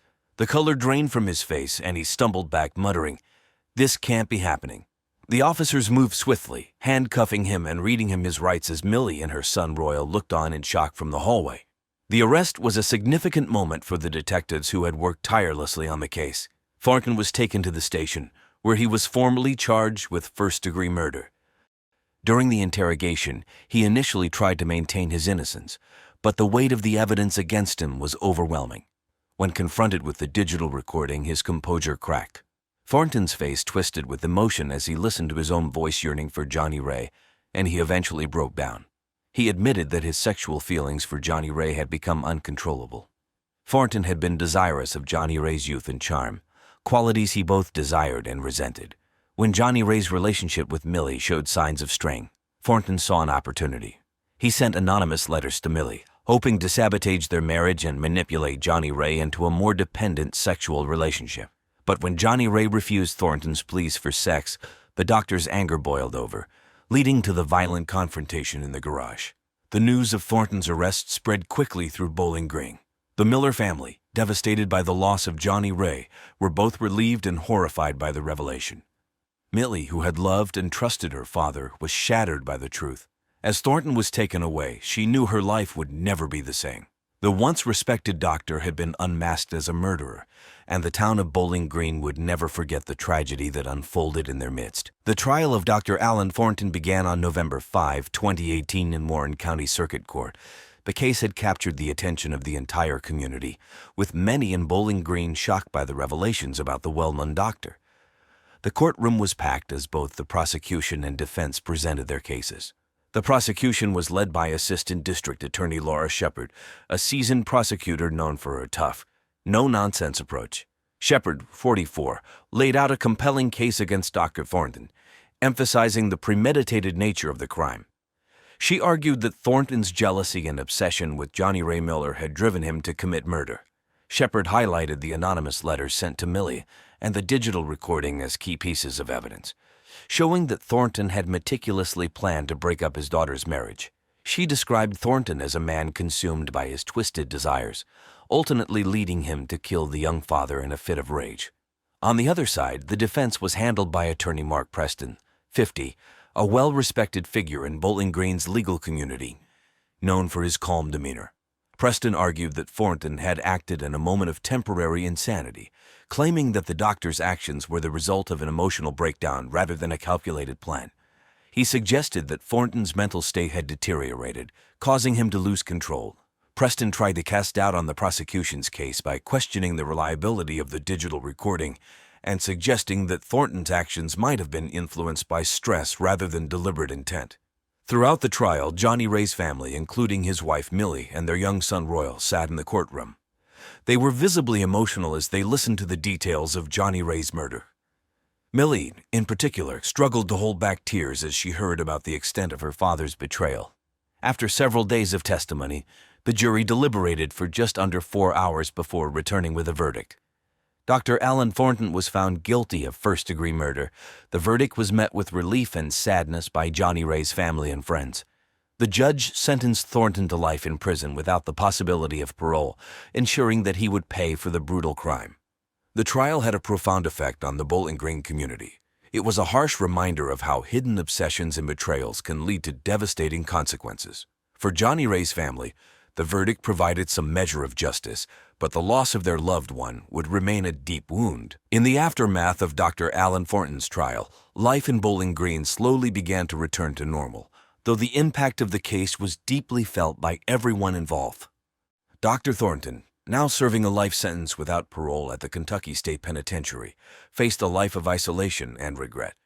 His once respected medical career was over, and he had become a pariah in his community. The prison environment was harsh, and Thornton struggled to adapt to the new reality of his life behind bars. He was placed in solitary confinement for his own protection, given the high-profile nature of his crime. His family remained supportive but faced their own struggles. The scandal had shattered their lives, leaving them to cope with the shame and isolation that came with Thornton's conviction. For Millie Thornton, the trial had been a devastating experience. As she tried to rebuild her life, she focused on caring for her young son, Royal, and finding some sense of normalcy. Millie continued to live in Bowling Green but found it difficult to escape the shadow of the tragedy that had unfolded. She was often seen in public with a somber expression, grappling with the dual burden of grief for her husband and betrayal by her father. Community support was crucial for Millie as she navigated her new reality. Friends and neighbors offered their condolences and practical help, though nothing could fully mend the emotional scars left by the murder. The Thornton case left a lasting mark on Bowling Green, a small town that had been rocked by the shocking events. While the community worked to heal, the story of Johnny Ray Miller and the betrayal by someone so close to him remained a poignant reminder of the dark side of human nature. Myra Everson was a 25-year-old woman full of life and love. She lived in Bentonville, Arkansas, a small town known for being the home of Walmart, America's #1 retailer. Myra was very creative and loved helping people. She worked at a homeless shelter called Helping Hands and was very passionate about her job. Myra often organized events to raise money and collect donations for the shelter. She was well known in the community for her kindness and dedication. Myra was also very involved in the local art community. She loved painting and often participated in art shows and exhibitions. Her favorite place to visit was the Crystal Bridges Museum of American Art. She would spend hours there, admiring the works of famous artists and getting inspiration for her own creations.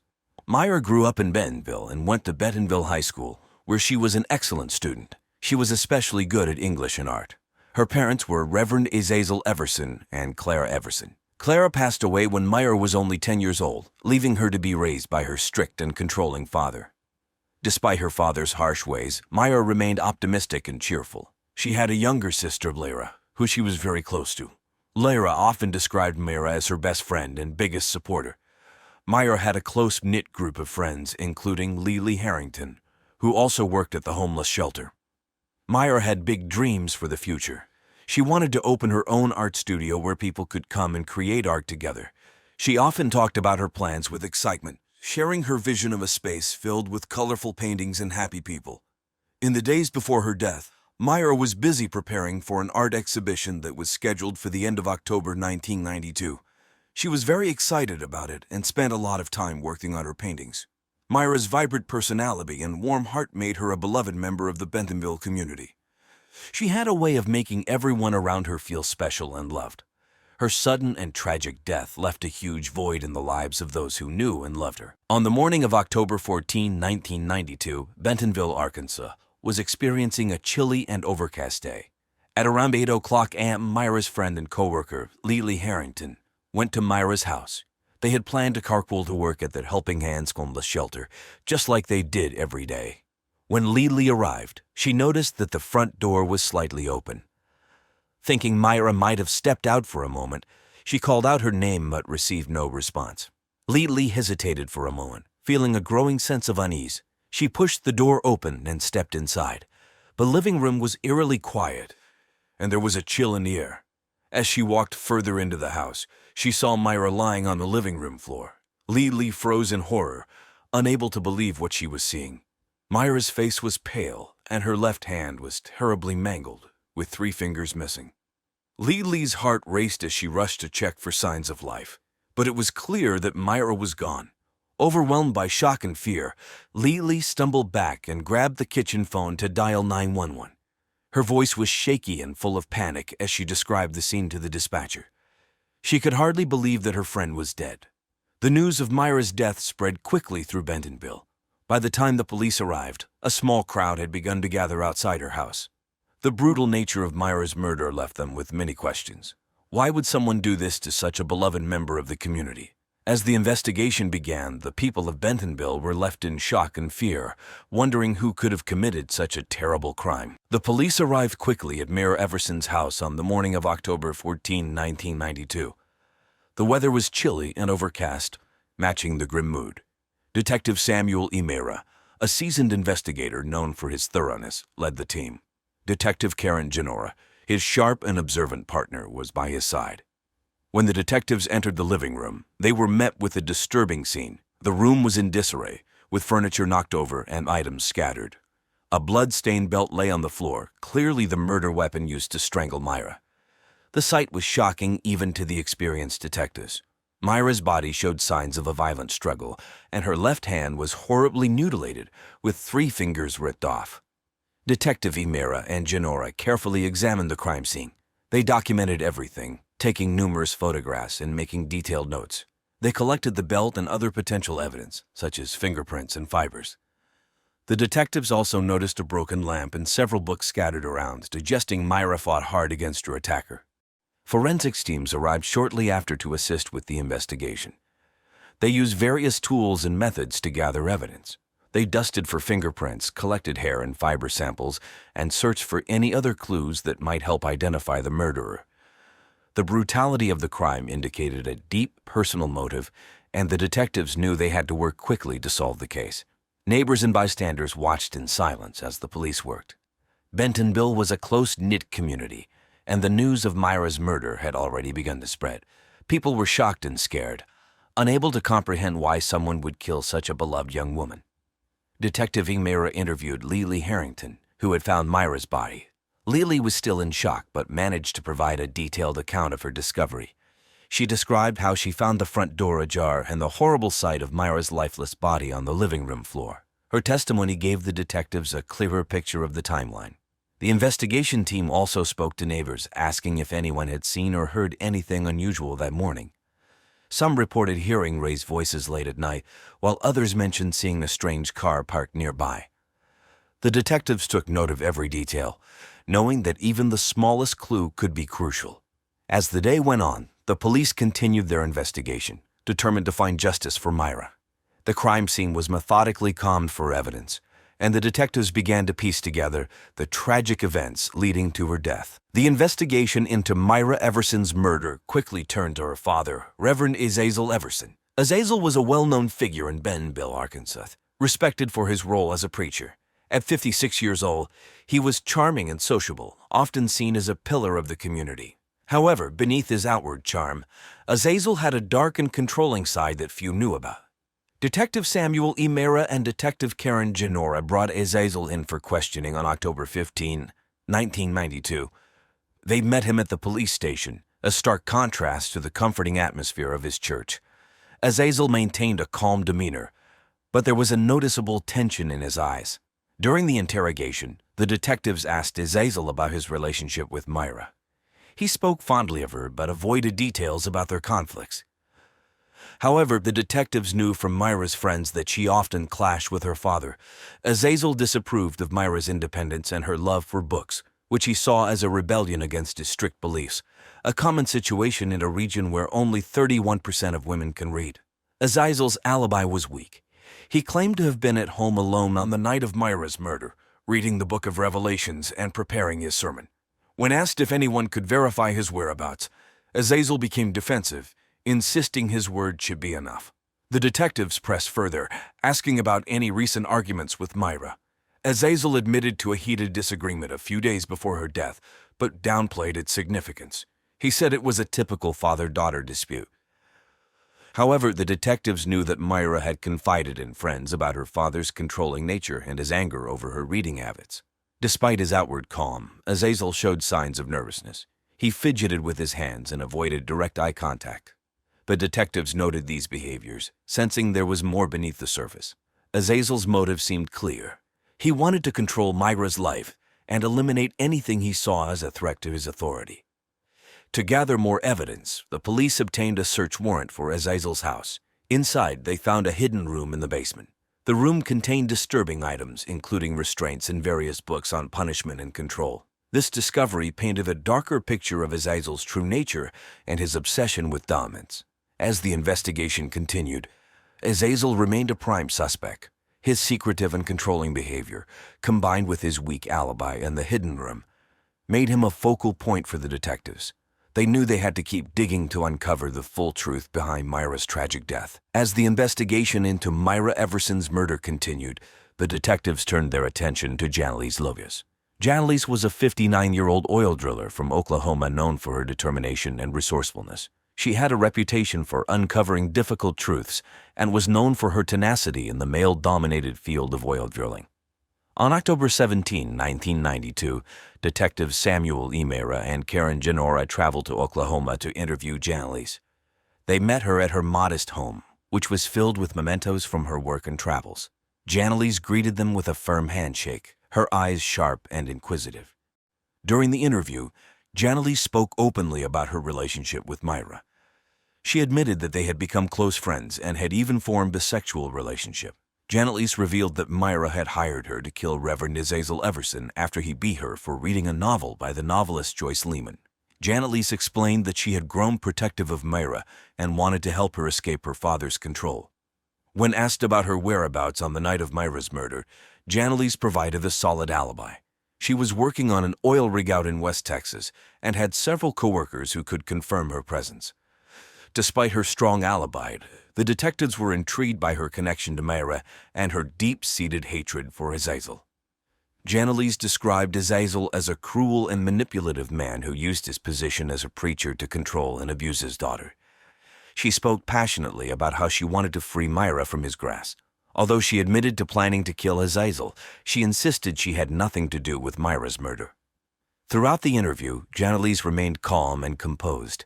She answered the detective's questions directly and showed no signs of nervousness. Her demeanor and clear alibi made it difficult for the detectives to connect her directly to the murder. However, her close relationship with Myra and her intense dislike for Azazel kept her on their radar. As the investigation into Jannelly's continued, the detectives knew they had to explore every angle. Her strong alibi and open demeanor contrasted sharply with the disturbing nature of the crime, leaving the detectives with more questions than answers. They remained determined to uncover the truth and bring justice to Myra Everson. On October 20, 1992, Bentonville was experiencing a crisp, clear morning. At around 9:00 a.m., a local jogger was running along a wooded trail near Myra Everson's home. As he made his way through the path, he noticed something unusual in the bushes. Curious, he stopped to take a closer look and discovered a small, blood-stained bag partially buried under some leaves. He quickly called the police, and Detective Samuel E. Myra and Detective Karen Genora arrived at the scene shortly after. They carefully retrieved the bag and examined its contents. Inside, they found 3 severed fingers wrapped in a piece of cloth. The detectives immediately realized these were likely Myra's missing fingers. The discovery of the bag and fingers was a significant breakthrough in the case. The detectives meticulously documented the evidence and sent the bag to the forensics lab for further analysis. The lab confirmed that the fingers belonged to Myra, and the cloth was identified as part of a shirt belonging to Reverend Azazel Everson. The detectives interviewed Brian Daniels to gather more information about the discovery. Ryan described how he stumbled upon the bag while jogging and noted that he hadn't seen anyone suspicious in the area. His account was clear and straightforward, providing the detectives with a better understanding of how the evidence had been hidden. With this new evidence, the detectives turned their attention back to Reverend Azazel Everson. They believed the discovery of the fingers and the cloth linked him more closely to the crime. They obtained a search warrant for his home and conducted a thorough search. Inside Azazel's bedroom, they found a blood-stained shirt that matched the cloth found in the bag. This discovery further implicated Azazel in Myra's murder. The police also re-interviewed Lee Harrington, Myra's friend who had found her body. Lee recalled that Myra had been worried about her father's increasingly erratic behavior in the days leading up to her death. Myra had confided in Lee about her fear that her father might harm her. This testimony, combined with the new evidence, strengthened the case against Azazel. Detectives E. Myra and Genora knew they were getting closer to solving the case. The discovery of the bag and the forensic evidence provided crucial links that pointed towards Azazel as the prime suspect. The detectives continued to gather evidence, determined to bring justice to Myra Everson and uncover the full truth behind her tragic death. As the investigation into Myra Everson's murder progressed, Detectives Samuel E. Myra and Karen Genora discovered another tragic connection. On October 22, 1992, they received a report about the murder of Faria Haddon, a 28-year-old woman living in the nearby town of Fayetteville. Faria, like Myra, had been strangled with a belt, and 3 fingers were ripped off her left hand. Faria was known for her ambition and dedication to her work as an escort. She was discreet about her job, but had been in a secret relationship with Reverend Azazel Everson for over a year. Detectives E. Myra and Genora quickly realized the connection between the 2 murders and decided to investigate further. They traveled to Faria's apartment, a small but tidy place decorated with simple but elegant furnishings. Inside, the crime scene was eerily similar to Myra's. The living room showed signs of a struggle, with furniture overturned and a blood-stained belt lying on the floor. Faria's body was found in the same manner as Myra's, with her fingers missing.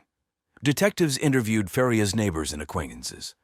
They learned that Faria admired Azazel's charisma and saw him as her escape from a life of poverty. She had confided in a close friend about her relationship with Azazel. The friend described Faria as a hopeful and driven person who wanted a better life for herself. The detectives also found a diary in Faria's apartment where she had written about her relationship with Azazel. The diary entries revealed that Faria had discovered something disturbing about Azazel's secret life. She had found evidence linking him to illegal drug running and was planning to confront him. This discovery provided a possible motive for her murder. During the investigation, the detectives interrogated Azazel again. He was visibly more nervous this time, but he maintained his innocence. He admitted to knowing Faria, but denied any involvement in her death. His alibi for the night of Faria's murder was weak, just like his alibi for Myra's murder. Despite Azazel's denials, the detectives continued to dig deeper. They cross-referenced evidence from both crime scenes and found striking similarities. The belts used in both murders were of the same brand and size, and the method of strangulation was identical. The detectives also found fibers from Azazel's clothes on both victims, further implicating him in the crimes. The investigation into Faria's murder added a new layer of complexity to the case. The detectives were now dealing with a serial killer who had targeted 2 women connected to Azazel. They knew they had to act quickly to prevent any further tragedies and bring the murderer to justice. On October 25, 1992, Bentonville, Arkansas, woke up to a cool, rainy morning. Detective Samuel E. Mira and Detective Karen Genora had just received a breakthrough in their investigation. Forensic analysis of the evidence from both Myra Everson and Faria Haddon's murders pointed to a new suspect, Mark David Lilius, the husband of Janelise Lilius. Mark David, a 61-year-old traveling revivalist preacher, was known for his charismatic sermons. However, his public persona hid a dark secret. He was leading a double life as a serial killer. He had carefully constructed an alibi by frequently traveling, which made it difficult to connect him to the crimes initially. Detective E. Mira and Detective Genora pieced together that Mark David had murdered Myra to prevent her from exposing his double life.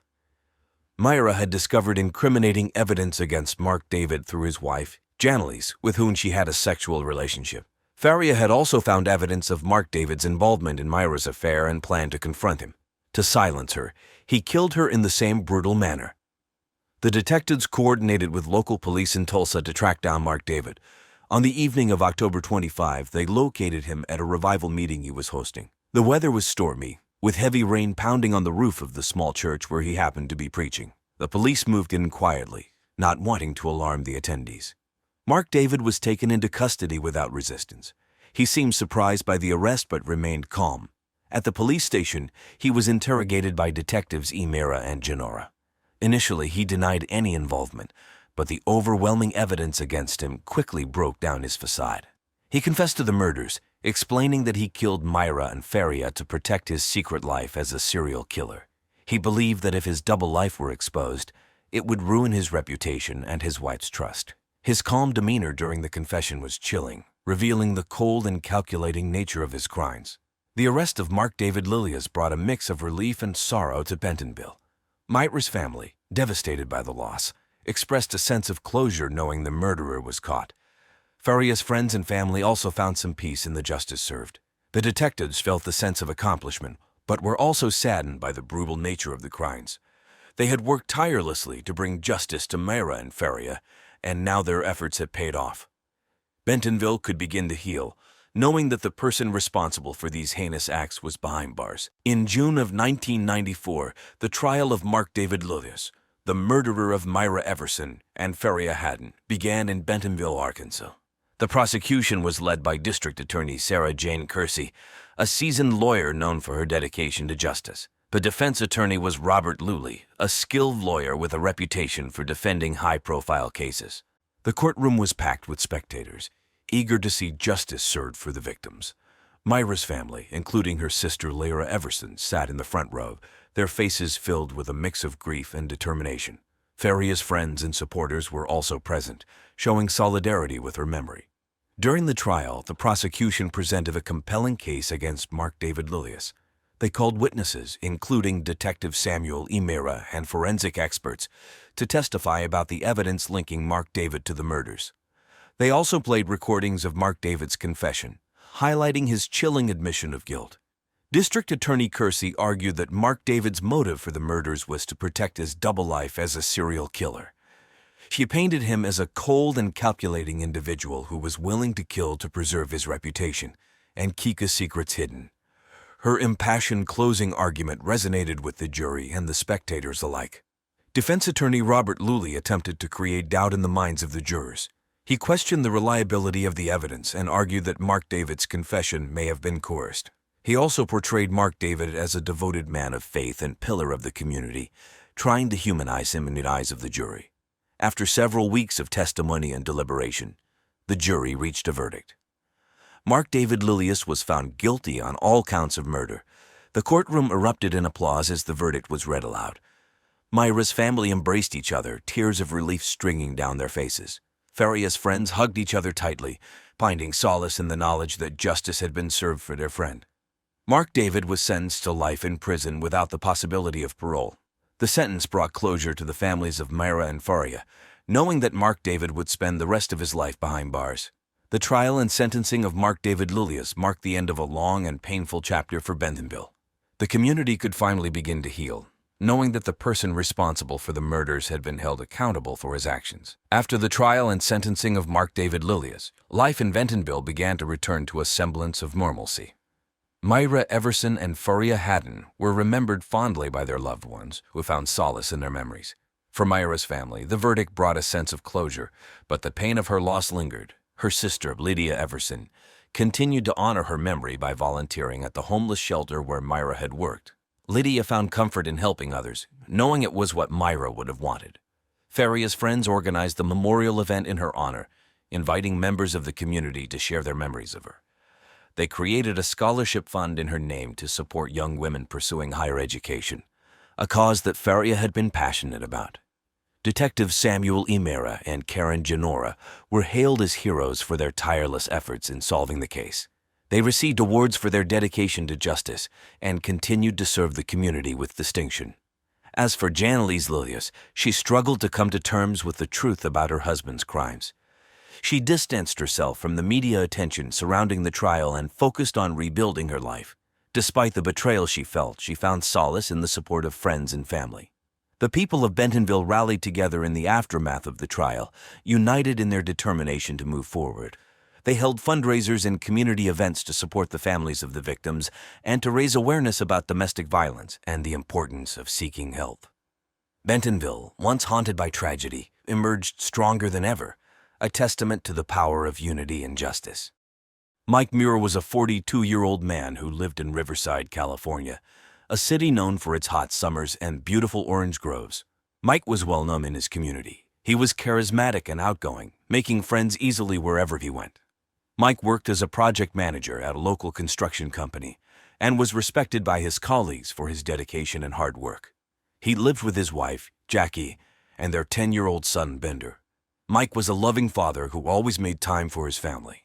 He enjoyed playing catch with Bender in their backyard and took him to soccer practice every weekend. Mike's wife, Jackie, ran a small home-based business, selling handmade crafts on Etsy. Mike loved golfing and often played at the Riverside Golf Club. He was also an avid TV watcher, with a particular love for classic sitcoms like Friends and Seinfeld. On weekends, you could find Mike participating in local charity events, often organizing fundraisers for causes like the American Cancer Society. In July 2018, Riverside was experiencing record heat. Despite the sweltering temperatures, Mike was in high spirits. He was excited about an upcoming business deal that promised to be a significant milestone in his career. He spent hours preparing presentations and meetings, hoping to secure a big contract for his company. Mike was also busy planning a family vacation to London. He had booked tickets for a tour of Buckingham Palace and a visit to the Harry Potter studio tour, knowing how much Bender loved the books and movies. The family had already started packing and discussing the places they wanted to visit. Mike looked forward to seeing the historic sights and spending quality time with his loved ones. Friends described Mike as kind-hearted and generous. He often helped neighbors with home repairs and volunteered at the local food bank. His friendly nature made him a beloved figure in the community. Mike dreamed of one day starting his own construction company and expanding his charitable work. He hoped to provide a better future for his family and make a lasting impact on his community. In the days leading up to his death, Mike's life seemed perfect. He had a loving family, a promising career, and exciting plans for the future. No one could have imagined the tragedy that was about to unfold. On the morning of July 12, 2018, at around 9 a.m., Tom Rogers, a close friend and neighbor of Mike Muir, made a shocking discovery. Tom had stopped by Mike's house for their regular morning coffee. It was something they did every Thursday before heading to work. Tom noticed that Mike hadn't responded to his usual text message that morning, which was unusual but not alarming. Tom walked up the driveway and knocked on the front door. When there was no answer, he tried the doorbell, but still, there was no response. Concerned, Tom decided to check if the back door was unlocked. As he walked around the house, he called out Mike's name but received no reply. When he reached the back door, he found it slightly ajar. Tom stepped inside and immediately sensed something was wrong. The house was eerily quiet. As he moved through the living room, he saw signs of a struggle, overturned furniture, and a broken vase on the floor. His heart began to race as he made his way towards the master bedroom. Upon entering the room, Tom was met with a horrifying sight. Mike Muir was lying on the floor, unresponsive, with severe bruises and injuries all over his body. He had been whipped to death with what appeared to be a woman's belt. The scene was gruesome, with clear signs of a violent altercation. Tom's hands shook as he dialed 911. The operator tried to keep him calm as he described what he had found. Tom's voice was shaky and filled with disbelief. He had never seen anything so violent and tragic. He stayed on the line, waiting for the police to arrive, unable to comprehend what had happened to his friend. Within minutes, sirens could be heard approaching. The police and paramedics arrived quickly. They found Tom standing outside, visibly shaken and in a state of shock. She guided him to a nearby bench and asked him to describe what he had seen. As Tom recounted the events, he struggled to hold back tears. He had known Mike for years, and the thought of his friend being brutally murdered was too much to bear. The paramedics confirmed that Mike was dead, and the police began securing the crime scene. The news of Mike's death spread quickly through the neighborhood. Friends and neighbors gathered outside, whispering in disbelief and mourning the loss of a beloved community member. The tragic discovery marked the beginning of a complex investigation into a case that would shock everyone who knew Mike Muir. When the police arrived at the Muir residence on July 12, 2018, they were quick and efficient. Detective Laura Martinez and her partner, Detective James Carter, led the investigation. Both were experienced officers known for their thoroughness and attention to detail. Detective Martinez, a methodical and calm investigator, quickly took charge, while Detective Carter, known for his sharp instincts, began assessing the scene. The crime scene was chaotic. The living room had overturned furniture, a broken vase, and other signs of a struggle. In the master bedroom, where Mike Muir's body was found, the scene was even more disturbing. Mike lay on the floor, his body covered in bruises and lash marks. He had been whipped to death with a woman's belt, which was found nearby. Blood was splattered on the walls and floor, indicating a violent and desperate struggle. Detective Martinez immediately began directing the team. She ordered the area to be cordoned off and assigned officers to interview neighbors and potential witnesses. Detective Carter focused on collecting evidence. He carefully bagged the belt and took samples of blood and hair from the scene. They also found several broken objects, suggesting a fierce altercation had taken place. The detectives called in a forensic team to assist with the investigation. The team used advanced tools to gather fingerprints, DNA samples, and other vital clues. They photographed the scene from multiple angles and meticulously documented every piece of evidence. The forensic team also used luminol to detect any hidden blood traces, revealing a clearer picture of the struggle that had occurred. As they worked, the detectives tried to piece together what had happened. They speculated that Mike had been attacked in the living room and had tried to defend himself, moving towards the bedroom in a desperate attempt to escape. The severity of his injuries suggested that his attacker was driven by intense rage. Neighbors provided valuable information. Many of them reported hearing loud arguments and crashing noises coming from the Muir house the previous night. Some had even seen a shadowy figure leaving the house around midnight. Detective Martinez made notes of these accounts, planning to follow up with more detailed interviews. The investigation was intense and painstaking. The detectives were determined to find out who had committed this brutal crime.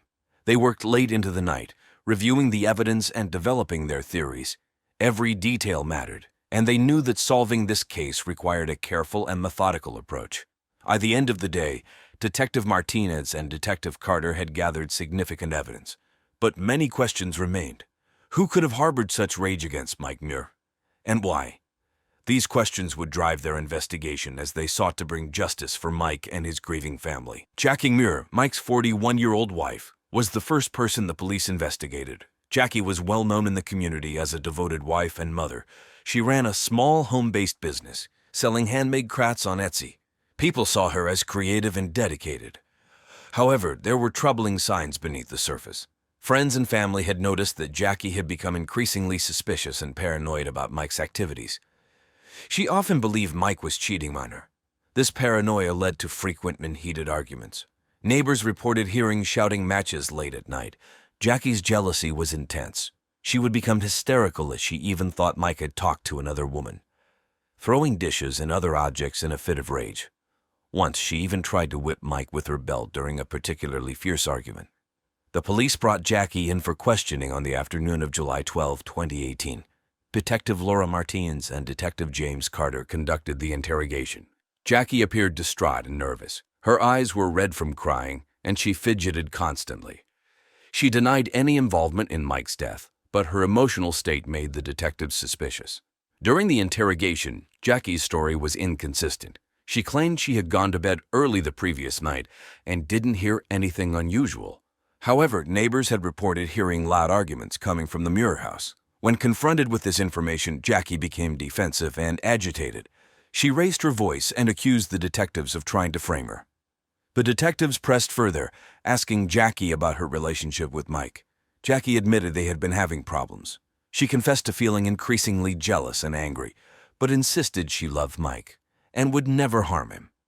Her answers were punctuated with outbursts of tears and frustration, making it difficult for the detectives to determine the truth. Jackie's possible motive was clear: her growing obsession with the idea that Mike was having an affair. The intense jealousy and frequent arguments pointed to a troubled marriage. The detectives knew they needed more evidence to confirm their suspicions. They decided to hold Jackie for further questioning and to conduct a thorough search of the house. Back at the Muir residence, the police searched for any additional clues. They found Jackie's diary hidden in a drawer. The diary revealed her deep-seated paranoia and documented her fears and suspicions about Mike's fidelity. It also contained detailed accounts of their arguments and her feelings of betrayal and rage. This new evidence painted a clearer picture of Jackie's state of mind and her potential motive for the crime. The detectives now had a strong lead, but they needed to continue their investigation to uncover the full truth. David Miller, a 38-year-old ambitious businessman, was the next person the police investigated. David worked in real estate and was known for his drive and determination. He had a competitive yet friendly relationship with Mike Muir. They often crossed paths in the business world and sometimes socialized together. There were rumors about the nature of their relationship, which added another layer of complexity to the case. The police brought David in for questioning on July 13, 2018. Detective Laura Martins and Detective James Carter led the interrogation. David appeared calm and composed, but there was a nervous tension beneath the surface. He cooperated fully with the detectives, answering their questions without hesitation. David admitted that he and Mike had a close relationship, both professionally and personally. He revealed that he had developed strong feelings for Mike over time. David confessed that he had created a secret love shrine in his home, filled with photos and mementos of Mike. He spoke openly about his unrequited love, claiming it was a deep admiration that never crossed into anything harmful. During the interrogation, David's emotions were evident. He spoke passionately about his feelings for Mike, but firmly denied any involvement in the murder. He stated that he had been at home the night of the murder, working on a new real estate deal. His alibi was supported by emails and phone records, which showed he had been in communication with clients and colleagues during the time of the crime. The detectives explored David's potential motive. While his unrequited love for Mike could have driven him to extreme actions, there was no evidence linking him directly to the crime. David's calm and cooperative demeanor contrasted sharply with Jackie's defensive and agitated responses, making it harder for the detectives to pin him as the perpetrator. David's business dealings were also scrutinized. He and Mike had competed for the same projects, leading to occasional tensions. However, colleagues described their rivalry as friendly and professional. There were no signs of any major conflicts that could have escalated into violence. Despite his clear feelings for Mike and the strange nature of the love shrine, there was no concrete evidence to implicate David in the murder. The detectives concluded that while David's relationship with Mike was unusual, it did not provide a sufficient motive for murder. They decided to keep him on their radar but turned their focus to other potential leads. David's interview added another layer to the investigation, revealing the complex relationships in Mike's life. The detectives continued to piece together the puzzle, knowing they were still far from uncovering the full truth behind Mike Muir's tragic death. On July 15, 2018, just after noon, the police received a crucial piece of new evidence. It was a scorching summer day, with temperatures reaching record highs in Riverside, California. Detective Laura Martins and Detective James Carter were at the police station, reviewing the case files, when Officer Linda Hayes rushed in with an urgent report. A neighbor had found a set of torn clothing in her backyard. The clothes appeared to belong to a woman and were stained with what looked like blood. Detectives Martinez and Carter quickly went to the house to collect the evidence. The clothes included a torn blouse and a pair of jeans, both of which were covered in dirt and blood. The detectives carefully bagged the items and sent them to the forensic lab for analysis. They hoped the blood on the clothing would match Mike Muir's, providing a direct link to the murderer. Back at the station, the forensic team worked swiftly. They tested the blood samples and confirmed that they matched Mike's blood type. This finding strengthened the theory that the killer had discarded the clothes while fleeing the scene. The detectives also examined the clothes for any additional clues. They found a small label inside the blouse with the initials JM, which they believed stood for Jackie Muir. Detectives Martinez and Carter brought Jackie in for further questioning. When confronted with the new evidence, Jackie became visibly distressed.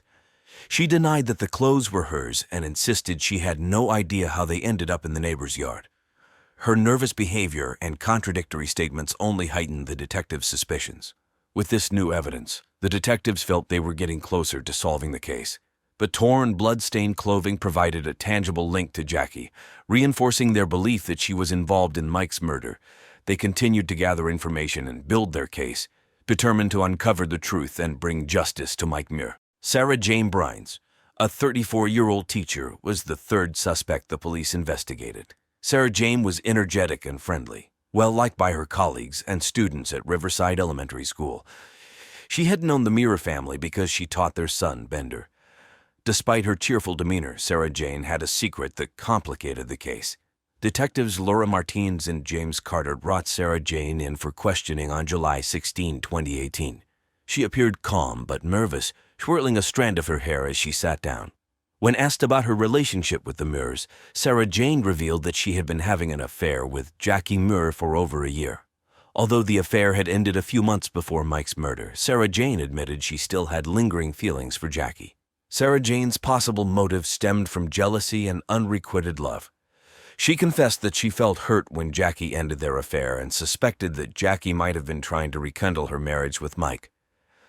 However, Sarah Jane insisted she had nothing to do with Mike's death. Her alibi for the night of the murder was that she was at home, grading papers, and watching The Great British Bake Off on Netflix, a popular watch for those with anxiety and other mental disorders.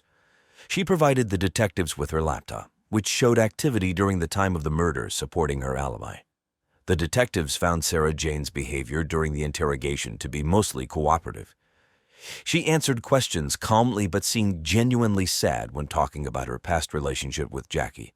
Detective Carter noticed a hint of bitterness when Sarah Jane spoke about Jackie's attempts to fix her marriage, but there were no signs of violent tendencies. To verify Sarah Jane's statements, the detectives interviewed her colleagues and neighbors. They all described Sarah Jane as kind and professional, with no history of aggressive behavior. Her alibi was further confirmed by a few neighbors who remembered seeing her car parked in her driveway all night on July 11. Despite her apparent innocence, the detectives couldn't ignore the complexity of her relationship with Jackie. They theorized that Sarah Jane might have been driven by jealousy or heartbreak, but there was no direct evidence linking her to the crime scene. With Sarah Jane's alibi holding up and no concrete evidence against her, the detectives decided to focus on other leads. They kept Sarah Jane on their radar but shifted their attention back to Jackie, who remained the primary suspect due to her inconsistent statements and the newly discovered evidence. Sarah Jane's interview added another layer of intrigue to the case, revealing the tangled relationships and emotions surrounding Mike Muir's tragic death. The detectives continued their investigation, determined to uncover the full truth. On July 18, 2018, the police made a breakthrough. They had gathered enough evidence to arrest Jackie Muir for the murder of her husband, Mike Muir.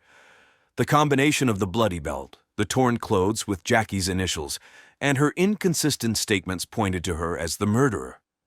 Detective Laura Martinez and Detective James Carter arrived at the Muir residence early in the morning. They knocked on the door, and Jackie answered, looking tired and anxious. She seemed to sense what was coming. The detectives calmly informed her that she was under arrest for the murder of Mike Muir. Jackie's face turned pale, and she began to cry, insisting that she was innocent. However, she did not resist arrest.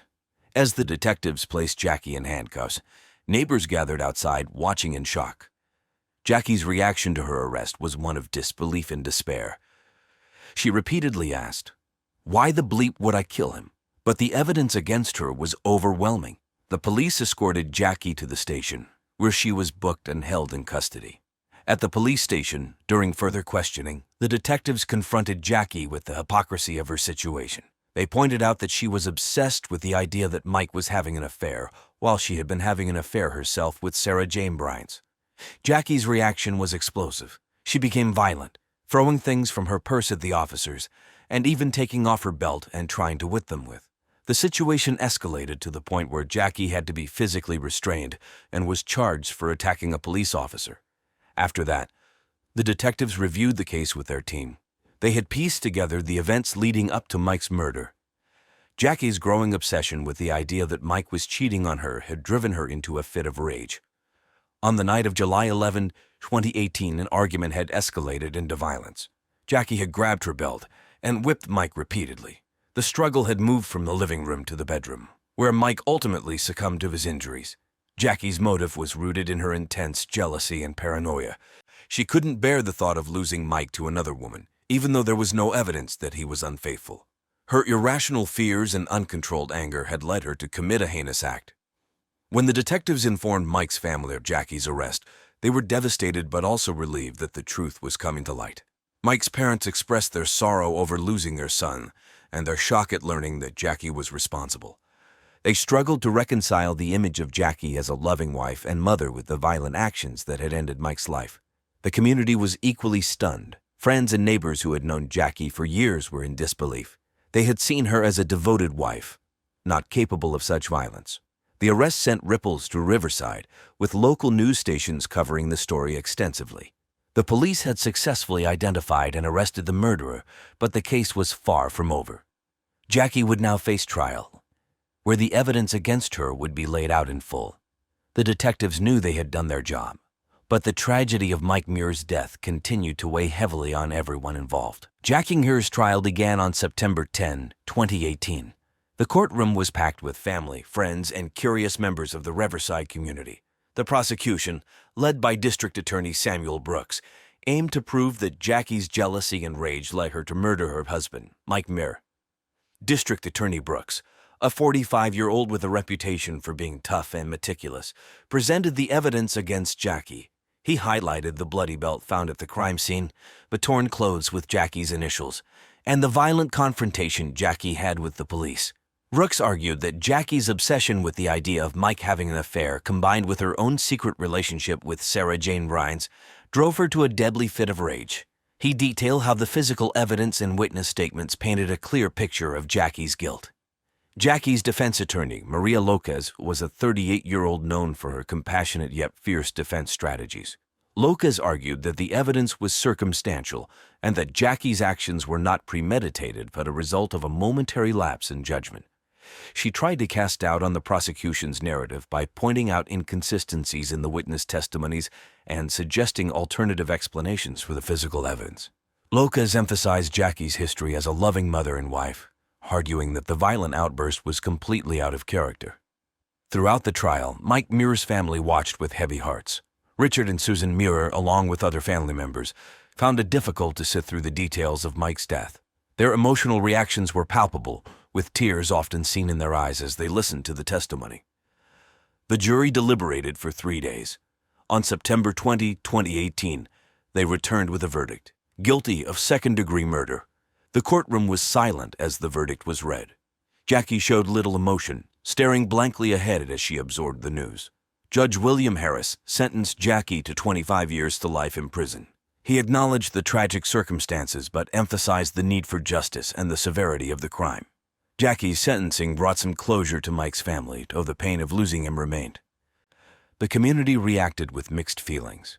Some believed the sentence was too harsh, given Jackie's prior good standing in the community.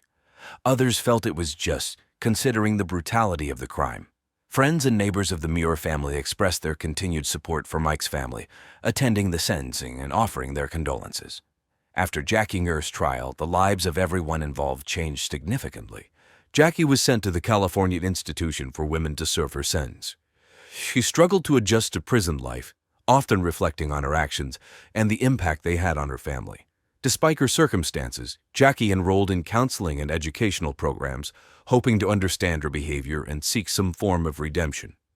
Mike Muir's family faced a difficult journey of healing. Richard and Susan Muir, Mike's parents, took on the responsibility of raising Bender, Mike, and Jackie's son. They worked hard to provide him with a stable home environment. Bender, who was only 10 at the time, struggled with the loss of his father and the imprisonment of his mother. His grandparents enrolled him in therapy to help him cope with the trauma. Sarah Jane Bryans, the third suspect in the case, returned to her teaching job at Riverside Elementary School. Though cleared of any wrongdoing, the trial left a mark on her reputation. She focused on rebuilding her life and maintaining a low profile, dedicating herself to her students and avoiding the media spotlight. Her relationship with Jackie remained a topic of speculation, but Sarah Jane chose not to discuss it publicly. David Miller, the second suspect, continued his career in real estate. He maintained a professional demeanor but found it challenging to escape the shadow of the trial. The rumors about his relationship with Mike Muir persisted, but David chose to focus on his work, distancing himself from the past as much as possible. Life after the trial was a period of adjustment and reflection for everyone involved. The tragedy of Mike Muir's death left a lasting impact, but the resilience and support of the community helped those affected find a path forward.